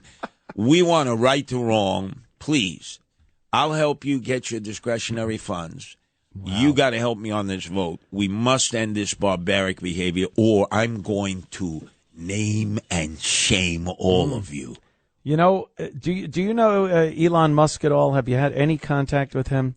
Well, I haven't done ecstasy or Molly. Right. Haven't been out there in that wing-ding world in Silicon Valley. No, I've never met Elon Musk. Well, maybe something could be done, because here's what I say. Not just this autonomous cart that drives you around. A fully mechanical AI horse. It looks like a horse. Maybe futuristic, though. Chromium with lights for eyes. And that's a Tesla horse that rides you around New York City with sensors on it and everything. I'd be all for that. I think it's cooler than a horse. Like Mr. Ed that we grew up with? Yes, Mr. Ed. It talks, and it doesn't make Park Avenue or where the Central Park North, is it? Right by where was Central the plaza? Park South, right there, near South, Billionaires Road. They call it yeah, Billionaires Road. Yeah, it smells. Do you know when those horses take dumps? That smells for blocks. No, wait a second. Hold on. Yeah, you're part Italian, right, Anthony? Of course. Let me tell you something. Sicilian I ended up. Napolitan. Remember when flight TWA 800 went down in the Mauritius? Abonanima. And it's still up for grabs as to how it came down. Was it shot down? I went out there with a guy named Joel Santistaban who had his boat. We went out there. I got not only poison ivy, I got poison oak. You know the combination of both. Oh, and my Aunt Mary, bless her soul, said there's only one relief. You got to get some horse chips right outside of the Plaza Hotel. You put them in the bathtub, in the bunkhouse, a little warm water, and you lay in there. And I said, come on, Aunt Mary. I'm going to, that. She says, you want to keep suffering because, your skin bubbles up. You want to keep suffering on down? Or do you want relief? This works. This is from body. This is what your grandfather, Fidel Bianchino, used to do. That is some old country stuff right there. That worked, Anthony? Curtis. It cured me of the poison ivy and the poison oak. Amazing. Horse chips. Who knew? I'll recommend it to my doctor. Curtis, I'm going to take another break. You want to hang out? We're talking, man. Sure, to the break of dawn, like Eric Adams at a nearby club. More with Curtis Sliwa on the Anthony Cumia Show in moments. It's the Anthony Cumia Show on the Red Apple Podcast Network. It's the Anthony Cumia Show. Entertaining and informative. On the Red Apple Podcast Network. The Anthony Cumia Show. We are hanging out this evening with Curtis Sliwa. Curtis Sliwa, the, of course, Republican mayoral candidate here in New York City. And, Curtis, let's talk to Chris in Ronkonkoma. He wants to talk about the homelessness problem. Chris, you're on with Anthony and Curtis. What's up, Anthony? How you doing? I was the guy that called a couple of months ago asking about the Mannix and the Cannon pitches on the shelf. I love Mannix, Cannon, Barnaby Jones. Heroes in my book. Yeah. I was asking you about it. Anyway, I had taken my daughter to a Yankee game 2 weeks ago, and I've never done that before. Normally I would be a passenger in the car or whatever, but she had some tickets. I said, come on. So we tried doing the subway routine. Oh, man, for Yankee games, that's brutal. Let me tell you something. I took the LIRR from out here to Herald Square station there, and then up there, that subway was brutal, man. I mean, it was brutal. It was packed. It was 110 degrees in there. All right, no problem. When we got out of the game, we got a little lost because we were looking around at the sights and this and that. The worst thing you could do is get lost around Yankee Stadium. Well, not crazy lost, but just, we like, come on, we'll go down this road. And then let me tell you something. I mean, I'm at this part I'm not really joking about. We must have walked past 30 people sleeping on the sidewalk. Yeah. And it's all normal. No one wants to do anything about it. It's just how it is. I mean, it was like, it's part and parcel of New York City. It was like, it was crazy. I was like, some people you could tell they were sitting on like a kid's chair, like a beanbag chair, and they had everything they owned surrounding them. And then there was other people that were just walking down the street and just like laid down on the street. Yeah, it is quite amazing. Yeah, Chris? Go ahead. Yeah, Chris, thanks, man. This is like bonfires of the vanities. You make a wrong turn off the Cross Bronx Expressway. Now, the reason they sleep on the streets, because I am a cognoscente of this kind of behavior with homeless, is if they go into a shelter, it's Darwinian, survival of the fittest. They're not going to survive inside a shelter, so they'd rather sleep on the subway or sleep in the streets. And boy, that's a bad choice to begin with. But you know what? He said Yankee Stadium, and I said, they just had old-timers game. Yep. Derek Jeter would not go. Why? Yet Mariano Rivera was there. That's why we should have had the song by the Chainsmokers, who love Curtis and Nancy now that we went to their concert the other night under the Kosciuszko Bridge, and play the song Closer. Because Closer. he popped his Achilles tendon in the old timers game. No, did he hurt himself? I didn't see that. Seriously. Oh, man. In the old timers game. But Jeter didn't want him to play. Probably had good reason. Was he there, or he just didn't want to they had him on the big teleprompter. Let me tell you something, though. I think in an old-timers game, maybe Jeter isn't even old enough for that yet. Maybe that's why he didn't want to do it. Maybe 10 more years he could be in the old-timers game. Think of it. Mariano Rivera, the greatest closer of all time, absolutely throws a few pitches in the old-timers game and somehow pops his Achilles tendon. That's a shame. Jeez. Maybe Jeter knew something we didn't. Maybe he knew something. He feels like, you wake up in the morning, you slept wrong, and your whole left side hurts. Maybe you don't want to get out on the diamond and try to do some of those shortstop sounds magic. like that's happened to you before, Andy. It had. Come on. Oh, yeah, Curtis. You don't know what that's like? Yeah, and I take a Ben Gay bath. Who's Ben? And friend? Well, a friend of yours? I'm not going to find out who's gay. But anyway, the Ben Gay bath, where you just load up on the Ben Gay and nobody comes near you all day long. No, you smell like peppermint or whatever the hell that stuff is. Did you see Johnny Damon was out there with the... Yeah, Johnny Damon throws like a little girl. It takes he throws from center field, and then Jeter would have to play short center, and then they would throw it. It took about 3 relays before you could get it home. But he was a great ball player, Johnny. Oh, he was. But he grew his hair back long, but it's all gray now. They made him cut it when he joined the Yankees from the Sox. And it's so funny now because he's like, yeah, screw you. I'm going to have long hair. Dude, you're 60. I don't even know how old the guy is, but maybe a haircut's in order. I don't know. We'll be back in minutes. Curtis, sticking around? If you want me, you do got want me. you. Thank you. Back in moments with Andy. Curtis. It's the Anthony Cumia Show on the Red Apple Podcast Network. It's the Anthony Cumia Show. Entertaining and informative. On the Red Apple Podcast Network.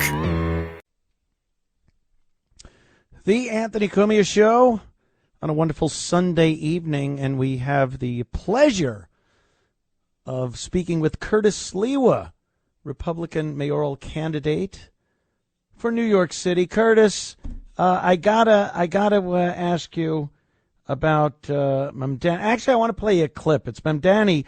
Now, this guy has said for years, defund the police. He was part of that whole thing, and he's trying to clean up his image a little bit because that was that radical left, anti-cop, pro-BLM, all that nonsense.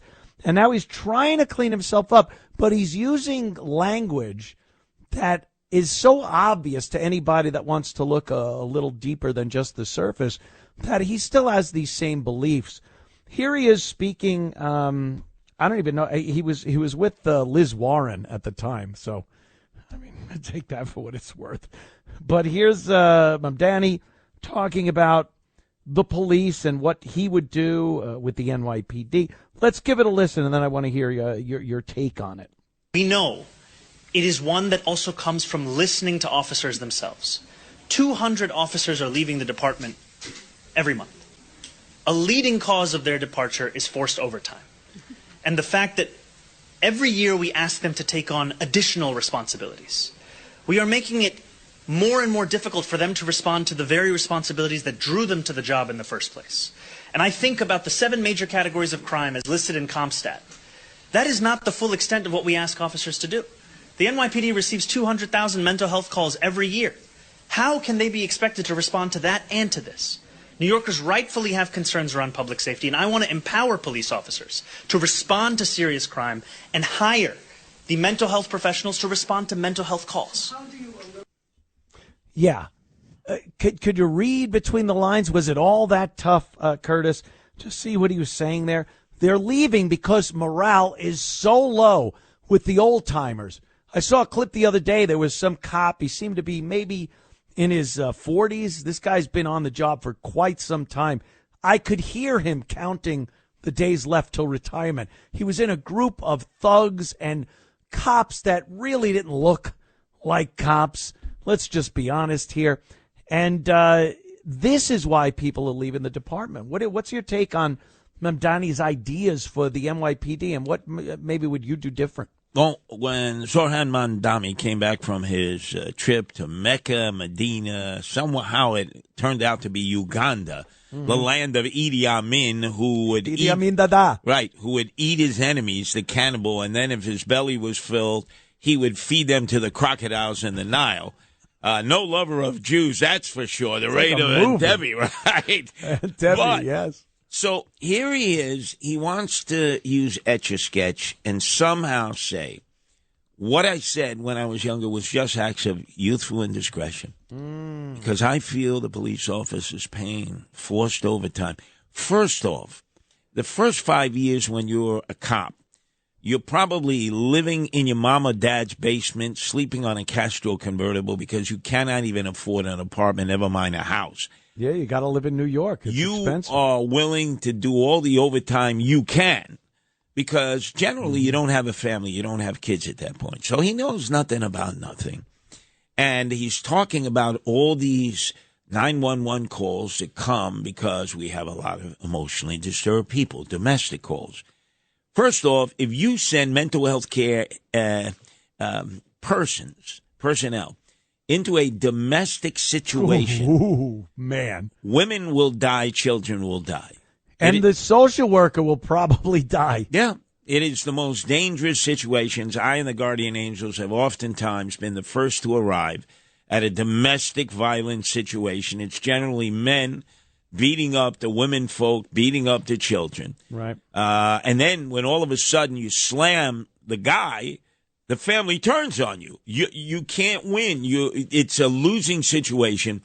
And then cops come in and do the real heavy lifting on that. And really, you're damned if you do, damned if you don't. Absolutely. He has no idea what he's talking about because, remember, he was a trust fund baby. He knows nothing about these things. Right. But notice how he talks. And I am speaking to all men out there.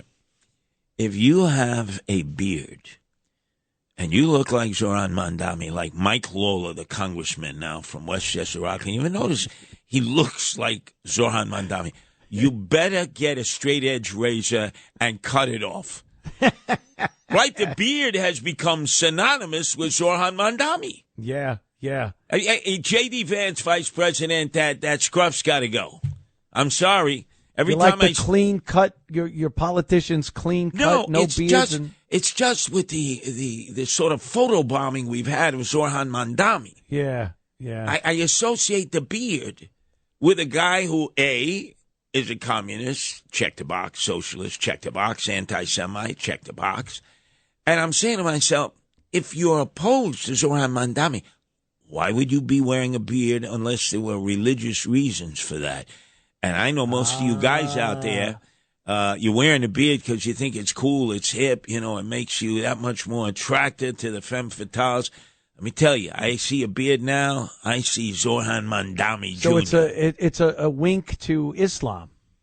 Why not? You see how he dresses. He looks like the Iranians do. You know how they have the jacket and the white shirt that's open at the collar? Yeah, it almost looks like pajamas. Yeah, it's the same look. Mike Lawler, you support me. You're a great guy, but you got to shave that beard off. I can't tell you how many people have come up to me of late and said, I don't know if Mike Lawler's Mike Lawler or if he's Zohran Mamdani.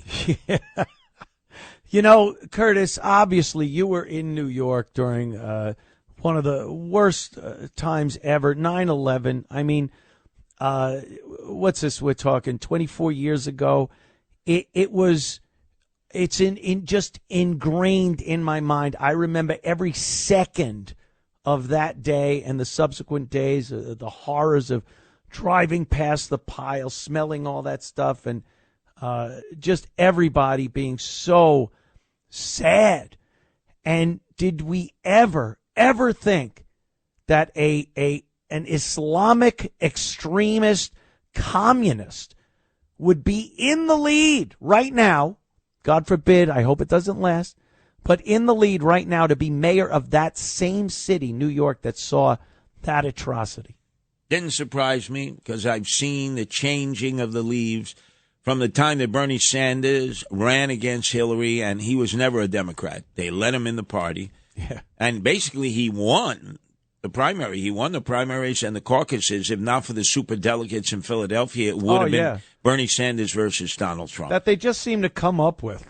We need these superdelegates. Let's get him out of here. Then you had AOC, all-out crazy Alexandria Ocasio-Cortez, leader of the Socialists of America, better known as Sandra Ocasio from the very affluent areas of Westchester County. She's no Jenny from the block. Now, she doesn't have great genes either, and I'm not talking genetically. I'm talking her genes. She went from the Jordache look to the mom jeans look these days. Getting a little, I don't know. Oh, it's the red lipstick. Come on, Anthony. You know it's the red lipstick. Guys swoon over her. They go, they love her. Oh, my God. Oh, well, look AOC. who they got to compare to with the rest but of the women in that. Generally, women in politics, especially if they're angry. Right. They don't look that good when they're angry. When they're happy, they look good. But she actually looks good when she's angry because she's angry all the time. That's all we've seen. Right. And in her district up in the Bronx, they did an analysis. Who voted for Trump during the election? Who voted for AOC in Bronx and Queens? Do you know a lot of people who voted for Trump voted for AOC in that same election? Those people just like celebrity. I think they just like people that they go, oh, I've seen this person. I know this person. I've heard him say 2 words. Let me vote for him.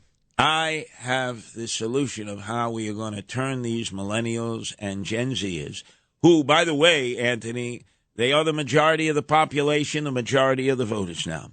Mm-hmm. I am recruiting Chad Lopez, our own Chad Lopez, who I don't know if you know is a DJ of electronic dance music.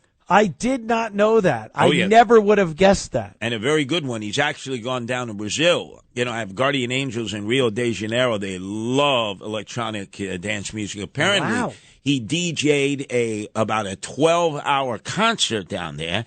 And then the head of Goldmine Sachs, the CEO, David Solomon, is also a DJ of electronic dance music. It's a natural mood elevator. And I'm going to kick all of this off every Friday night this summer. It's EDM with the Sliwas based on our successful appearance at the Chainsmokers concert under the Kosciuszko Bridge. Where are you doing this? I am going to the old Brooklyn Mirage that they just closed in Williamsburg. This was a great venue, an outdoor venue. They closed it for a number of reasons.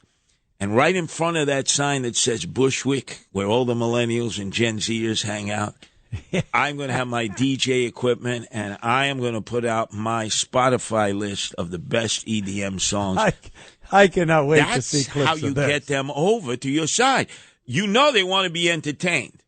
They don't want to listen to politics. Come on, let's face it, on a Friday, Saturday night.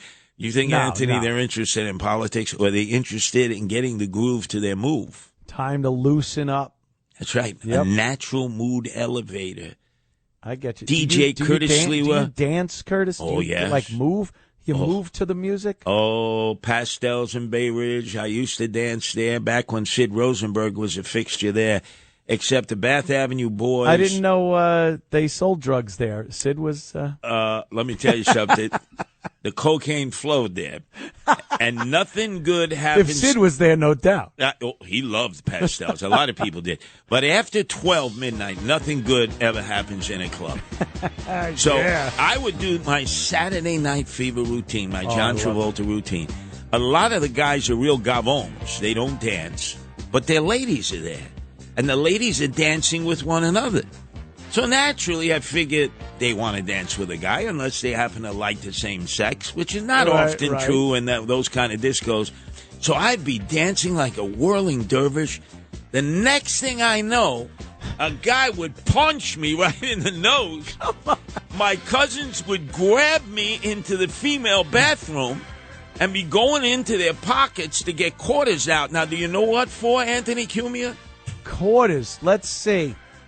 The blood is gushing all over my polyester waffle weave flame retardant shirt, my bell-bottom pants, my platform shoes. They're going in to buy tampons to soak up the blood. To shove it up my nose. Yeah. Which is what professional fighters do. The corner guy, when all of a sudden you've been hitting the nose and you're bleeding, because they'll call the fight if you continue to bleed. Right. It looks bad. You got to wave it off. They put the tampons up there.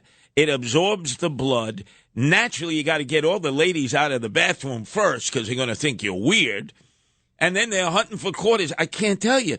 Recently, I had to go for a nasal examination, and the young doctor said, wow, you've had a lot of damage in there. How did it remain so straightened out? And I said, Doc, believe it or not, this has nothing to do with the Minnesota governor, Tampon Tim. Tampons, when they would hit me in the nose, and, you know, your nose was like either fractured or broken, you got to snap it back. Right. You put it in there, it absorbs the blood.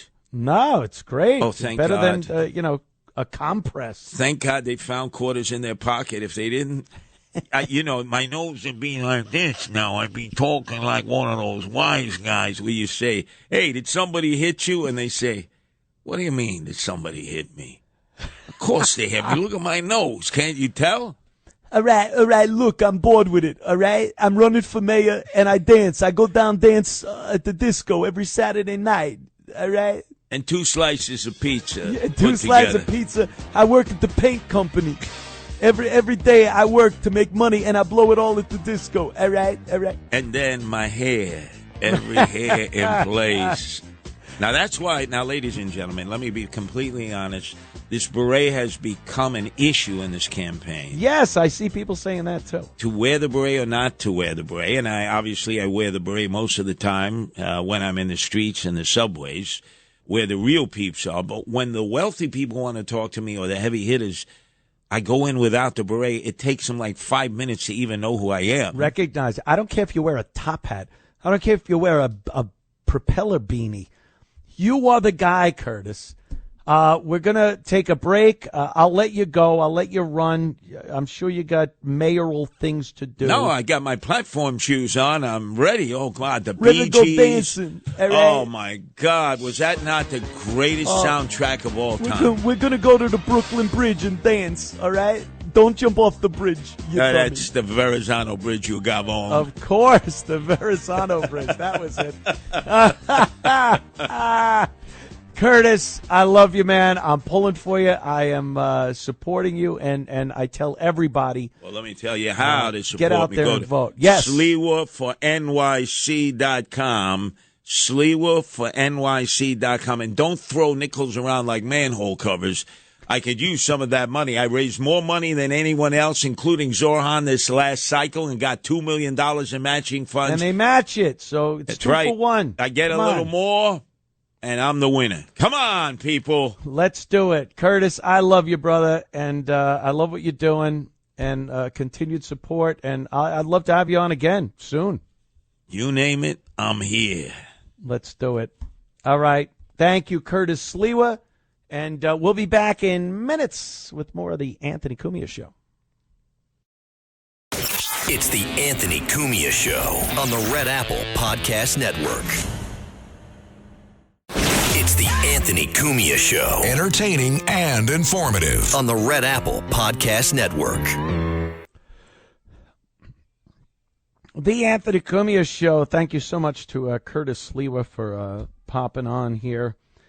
Got to support him. If you're a Republican, I don't understand these Republicans that are like, drop out, Adams. What? Look at New York City under Adams' tenure so far. You want that to continue? And look, for the people saying it doesn't matter if he runs, it's just giving the election to Mamdani. I'm not of that school of thought. I'm from the school of thought that if you're passionate about somebody and you want something, you don't compromise like that. Oh, leave. We want you. We like your ideology. We like your policies. We like what you want to do with New York because it's exactly what we want. Less crime, less corruption, somebody in office that knows New York. But drop out. And let the guy that screwed up this city during his term as mayor, Adams, let him, because he's got the best shot. Instead of really running for it and trying for the big win, as they call it. The big win. Get these Republicans off their ass and to the voting booths in November. If every registered Republican in New York, actually in New York City, actually voted on Election Day, it would not even be close. They're divvying up the vote between Cuomo, Adams, and Mamdani. No Republican in their right mind is going to vote for Adams. So, Curtis drops out. Now Republicans are going to go, ooh, thank God he dropped out. Now I could go vote for Adams or Cuomo. They're not going to vote. They're just not going to go out. That's the way this works. So Curtis stays in as a Republican. It's not on him to drop out. It's on the Republicans to get up and vote for Curtis Sliwa in November. And you'd have Curtis Sliwa as your mayor. You want Adams? You want Mamdani? You want Cuomo? Then don't. Sit on your ass, watch TV, and bitch and complain about your taxes, crime, every other thing that sucks about New York City. What are you doing? All right. Another thing I absolutely want to talk about, the Howard Stern thing has been such big news. It's the only buzz Howard has had in years about his show.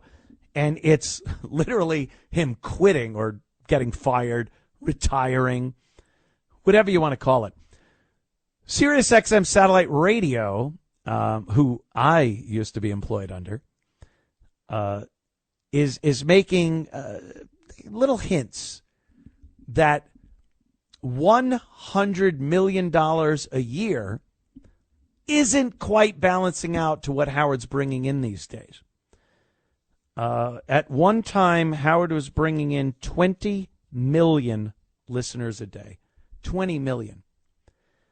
I just read that it's down to about 250,000 listeners a day, which is just insane, that drop off. And for a company to go, hey, here's your contract, here's another $500 million for a 5-year deal, they're just not going to do it. Now, I've heard other things. You know, E-Rock, who is in the know in radio, says that perhaps Howard put this whole story out there himself to try to get interest up and see if people would be like, oh, no, Howard's got to stay in, or try to use it as leverage against Sirius. But all I see, if that was him that did it, all I see, the only leverage it gave was to Sirius. Because 99% of the comments I've read on social media about this story that Sirius does not want him anymore, at least doesn't want him at $100 million a year. Every one of those, the comments are, yeah, he sucks. Yeah, he's done. This isn't the Howard of old. He's overstayed his welcome. But truth be told, he is done. He's 71, and look, age isn't really the only thing that's going to get you out of radio and of actually being a personality that people want to tune into. But he's just, I don't know. He's gotten to the point where he's irrelevant. He had Joe Biden on and kissed his ass while he was obviously senile. And we'll be back in moments with more. It's the Anthony Cumia Show on the Red Apple Podcast Network. It's the Anthony Cumia Show. Entertaining and informative. On the Red Apple Podcast Network. The Anthony Cumia Show, continuing with the Howard Stern thing, because Trump addressed it. Trump had something to say about Howard and Stephen Colbert and the fact that Colbert was canceled. I think Howard or Trump wants to kind of take responsibility for that.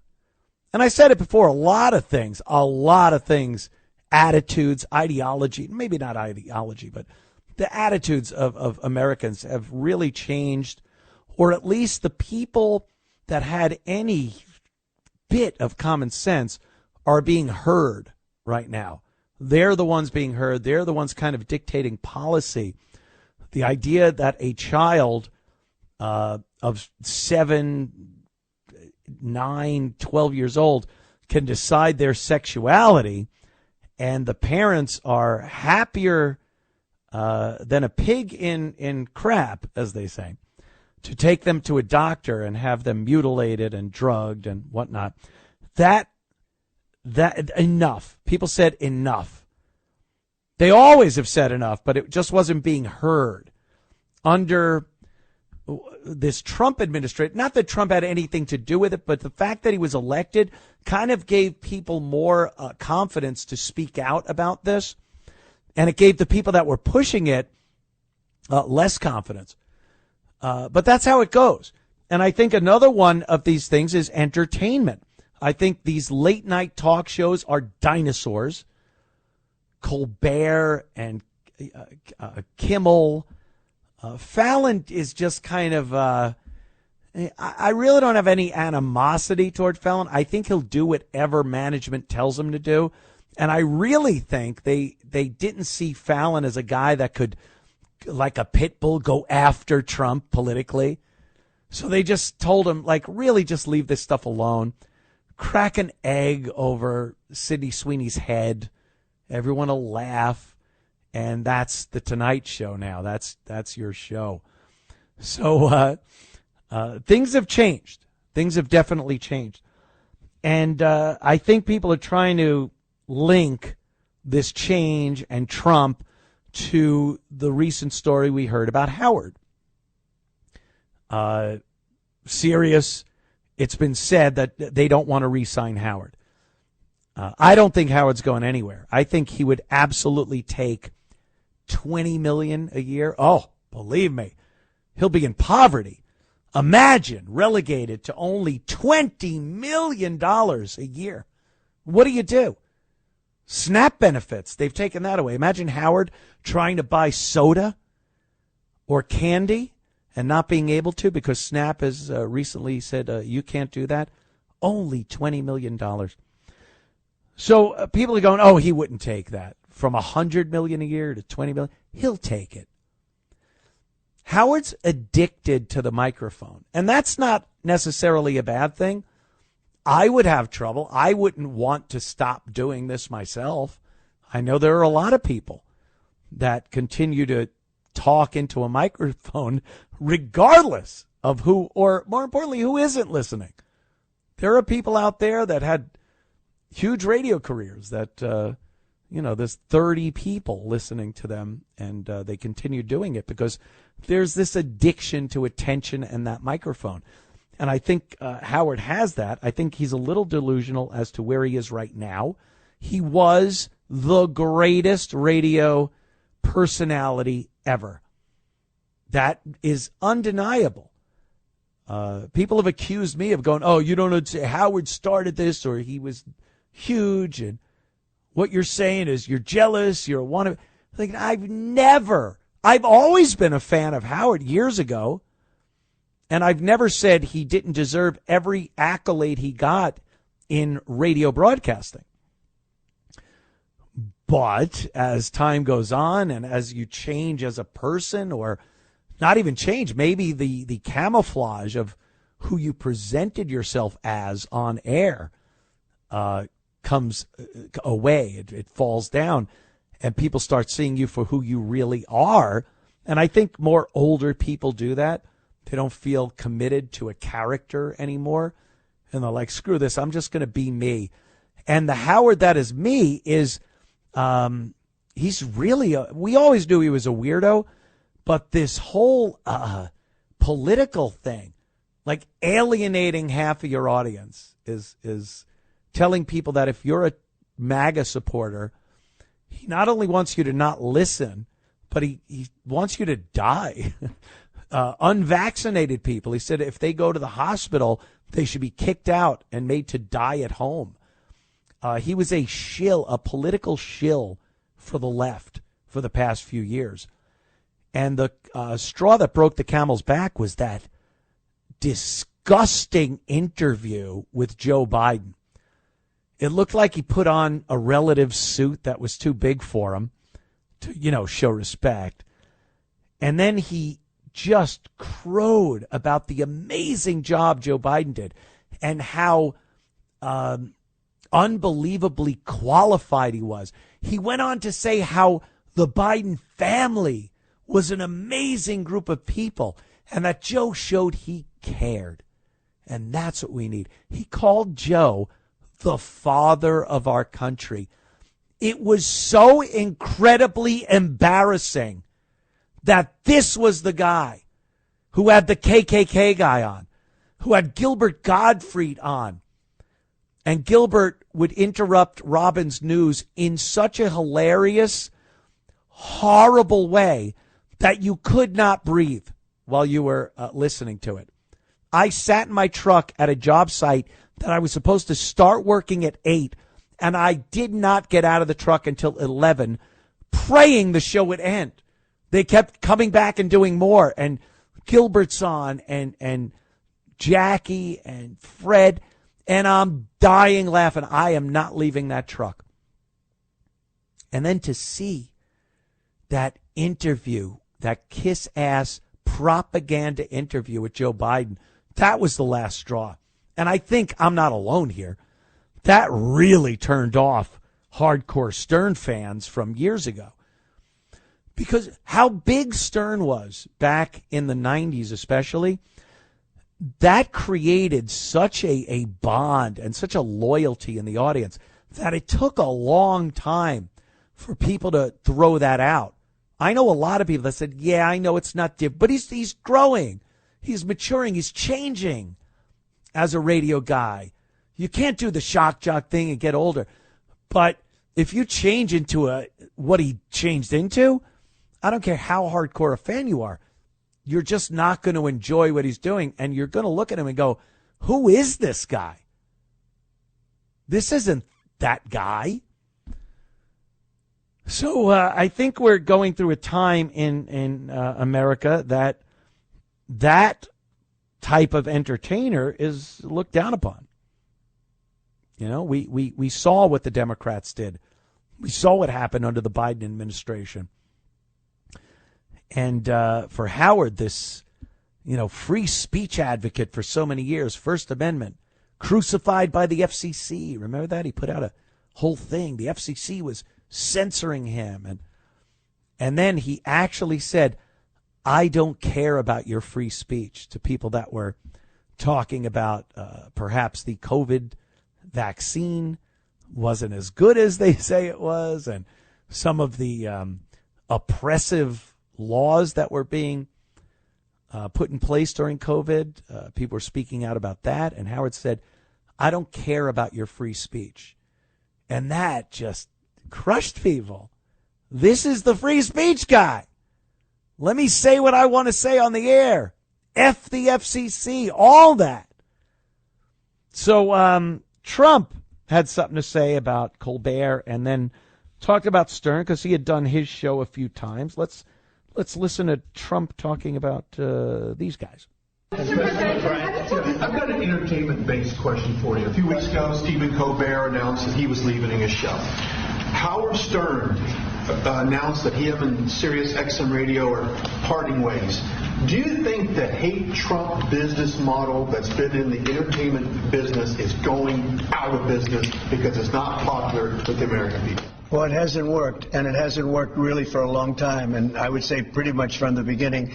Colbert has no talent. I mean, I could take anybody here. I could go outside on the beautiful streets and pick up a couple of people that do just as well or better. They get higher ratings than he did. He's got no talent. Fallon has no talent. Kimmel has no talent. They're next. They're going to be going. I hear they're going to be going. I don't know, but I would imagine because they get, Colbert has better ratings than Kimmel or Fallon. You know that. Howard Stern is the name I haven't heard. I used to do a show. We used to have fun. But I haven't heard that name in a long time. What happened? He got terminated? Yeah, they're going to separate ways because I think what they're offering salary-wise is real low than what he's getting. You know when he went down? Whenever you want. You know when he went down? No, before. When he endorsed Hillary Clinton, he lost his audience. Right. People said, give me a break. He went down when he endorsed Hillary Clinton. Yeah, that was it. It really exposed him. I don't know what happened. The guy was always, Howard was always kind of an odd fish, and I think COVID broke him. I think COVID really broke him. There were a couple of things. One of them was COVID. The other one was this just need to be accepted by the Hollywood community. When he was an outcast, as far as Hollywood went, and every Hollywood star, they hated him. They all wanted to be on his show to promote whatever they were doing because they knew he was the number one guy. Some of them, biting off their nose to spite their face, wouldn't go on his show to promote what they were doing because they hated him so much.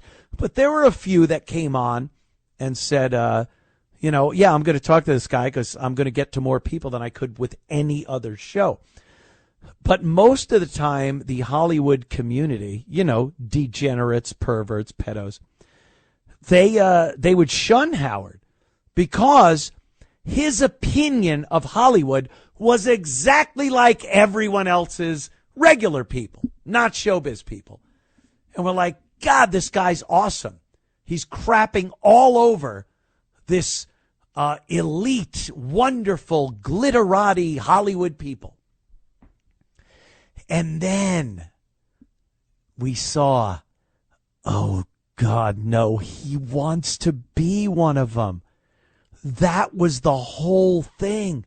Every time he was bitching about them, in his head he was like, why don't they like me? I'm popular. And when that finally came out and his listeners, his fans, his passionate, didn't miss a minute of the show fans, kind of went, this is uncomfortable. He wants to be out in the Hamptons at some exclusive party with all the big Hollywood, Jennifer Aniston, Jimmy Kimmel. Look, I'm hobnobbing. I'm hobnobbing, Robin. And that was it. That was it. People went, oh, no, he's the guy. He's one of them. He's always been one of them, but what he was doing on the air was chasing away the people he most wanted to hang out with. So that was about that. Really, that was quite the dive. And now, no one's really listening to his show. Let's be honest. Even the hardcore Stern fans, I get messages from them, social media and whatnot, and they're like, you wish you were Howard. And it's like, well, years ago, everybody in radio wished they were Howard. If you were in radio and people called you a Howard wannabe, that's different than a Howard copycat or a Howard you're ripping him off. You want to be in this business that you're in and be as successful as you can, be the biggest that there is. Then, yeah, wannabe. But those days are long gone. This is a guy now who's aging out. There's no real argument about that. And he's just lost touch in every single way with that audience that was so passionate about him and his show and what he talked about, his guests. I mean, when there was a woman, her name was Marcy Turk. She took over Howard's show over at Sirius XM. And she, I don't know why Howard decided to take everything she said as gospel. But one of the things was you have to rebuild your image into this thing that Hollywood will accept.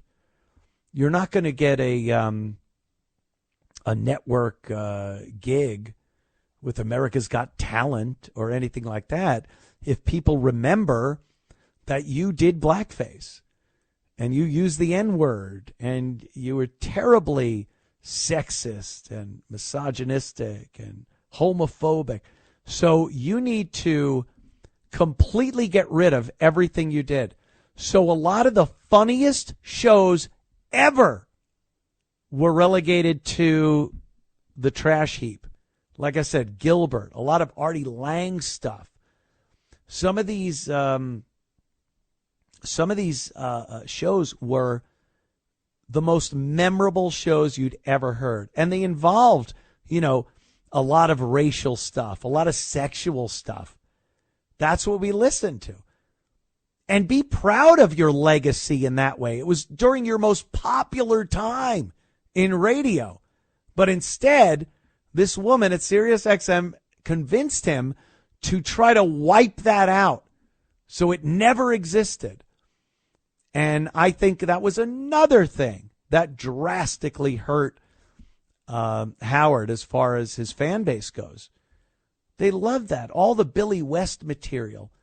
When Billy would come on and do Marge Shot, she was an owner of, what team was that? Do you remember there? The Indians, Cleveland Indians. And Billy West would do, it was some of the most horrifically racist stuff. But you want to talk hilariously funny, the way he did it, and hearing Jackie laughing and Fred, and it was such a guy thing. And then Robin's there to try to, rein it in. Oh, the Cincinnati Reds. I'm sorry. Yeah, it was the Cincinnati Reds. Mike? Yeah, she was. It was so friggin' funny. And to just disavow that ever happened. Not only move on. Like, moving on is one thing. I get it. You have to play to whatever's going on in the world at that time. And if that type of humor isn't fashionable, you could change it up a little bit. You realize who you are and what you're doing and go, all right, maybe not now. But to disavow it like it never happened so you could get America's Got Talent and sit next to the anointed Hollywood people, it was sad. That was a sad moment. He went on The View to plug one of his books, and it was embarrassing.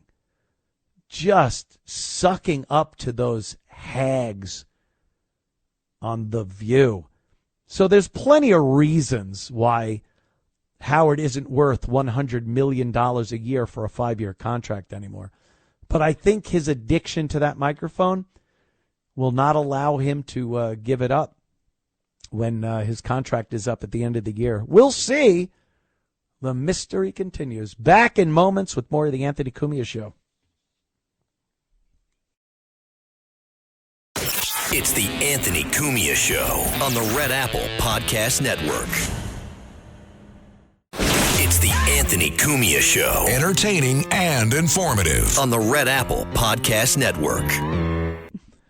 The Anthony Cumia Show. Thank you for tuning in on this beautiful Sunday evening, per usual, Sunday nights. Checking my social media here. And again, see, this is what I get when I talk about Stern. This is the anomaly. This is the most rare of the rare comments. Most of them are, yeah, that sucks. Why did he do that? He stinks now. But every so often you get a guy that I have to believe hopped in Doc Brown's DeLorean from 1995, transported himself to right now, heard what I said, and was like, what are you talking? This guy's awesome. What are you talking about? Havahama. This guy's name is Havahama. You're beating up Stern. You couldn't shine his shoes. He is the number one radio guy of all time. I'm not a fan of his either. But you should talk about the normal crap you spit out, not him. Huh? He's not a fan, but he's behind him. He's supporting him. I should talk about... Well, I do talk about the normal crap I spit out. I do. That's my show. So again, people still have this idea that it's the 1990s and he's awesome. I'll tell you, the worst move Howard Stern made was going to satellite radio. It really was. There was this mystique about how dirty, how inappropriate, how rule-breaking he could be with FCC rules and regs in place, and having that PD and GM ragging on him. And it made him the underdog, even though he was unbelievably successful. It still put him in the position of underdog. My boss is trying to screw me over. My boss is trying to keep me from doing what I want to do to entertain you. So all the listeners like, yeah, screw that boss guy. And then he went to SiriusXM, and he had carte blanche to do and say whatever he wanted. And it took a little of that allure away. You know, sometimes the situation you're in enhances what you're doing. And I think broadcast radio was Stern's best place to be. Anyway, that's how I feel. We'll take a call here. Joaquin, PA, talk about MAGA. What's up? Hey, Anthony. First thing is I got a tongue twister for you. Stern went from irreverent to irrelevant. Yeah. I had a hard time spitting that one out. Yeah, but they sound similar, but they're worlds apart, man. You know, as soon as he became a COVID tyrant, forget it. You know, I call him Howard the Coward then, because it's just ridiculous. Him and Arnold Schwarzenegger and all these guys that carried on about COVID and the vaccines and everything. Yeah, wear your mask. I put the mask on my goat. Yeah, it was just too much.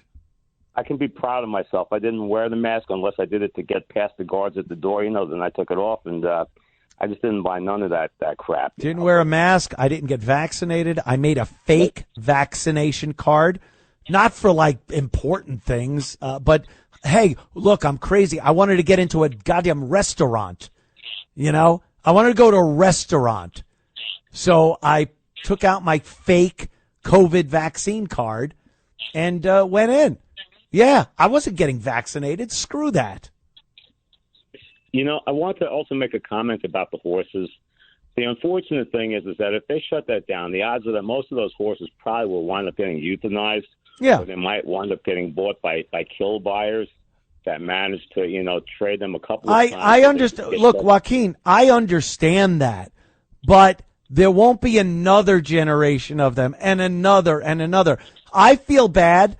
I feel bad that the horses will probably meet an untimely end if they shut down the carriages in New York. But then that'll be it. It's like, oh, these are the last killer whales we're going to have at SeaWorld. But unfortunately, they're still going to be caged up in those tanks. We can't let them out because, you know, they're not used to a natural environment. Well, that does suck. But it's the end of it, at least. It's done. You know, that's a very interesting point that you just made, I have to admit. Thank you. That counters mine pretty damn good. You know, the one thing I do want to say is how this is all happening, unfortunately, with Mandami. Cuomo is just as bad as Mandami. Of course. You know, it's just about an Islamist, okay? You know, yes. So everybody that's out there saying, oh, Cuomo to stop Mandami, you got to be kidding me, you know? And Curtis is the only option when it comes down to that. And, you know, the problem is unfortunately, you know something, conservatives have allowed themselves to get bullied, you know, for the longest time now. Mm-hmm. And we've never met the left with, you know, veracity, you know, their attacks. No. Counter-attacked. When they call us Nazis, you know, and we should have countered that right away. We've just allowed that to go on. And this is ridiculous. And I do want to say one more thing about these Republicans who are deep states. They say they want to start a new party, Christy Todd Whitman, you know. Oh, yeah, that's ridiculous. When Elon Musk, he ran to the arms of Mike Pence and said that we needed a new party. The America Party, yeah. We have to start learning that. Not everybody that has an R next to their name is not necessarily, you know, an America First conservative Republican. No, a lot of politicians in there. Doesn't matter, D or R, they're politicians, and they're by nature corrupt, self-centered, self-serving. So, yeah, those are the people we'd love to get out, right, Joaquin? Exactly, man. All right, thanks for the call, brother. There goes Joaquin. I like that guy. Man, all right. Thank you, everyone, for tuning in. I adore you. You know that. We'll be back next week. Anthony Cumia on X, Compound Media on YouTube, and, of course, 77 WABC on YouTube. And we will be back next Sunday, 8 p.m. Join us then, won't you? Thank you. Anthony Cumia saying good night. Thanks for listening to The Anthony Cumia Show. You can hear The Anthony Cumia Show Sunday nights at 8. If you like the podcast, share it with your friends and listen anytime at WABCRadio.com and download the WABC Radio app. Hit that subscribe button on all major podcast platforms. Plus, follow WABC on social on Instagram, TikTok, Facebook, and X. See you next time for a new episode so you never have to wonder. What the heck is going on here?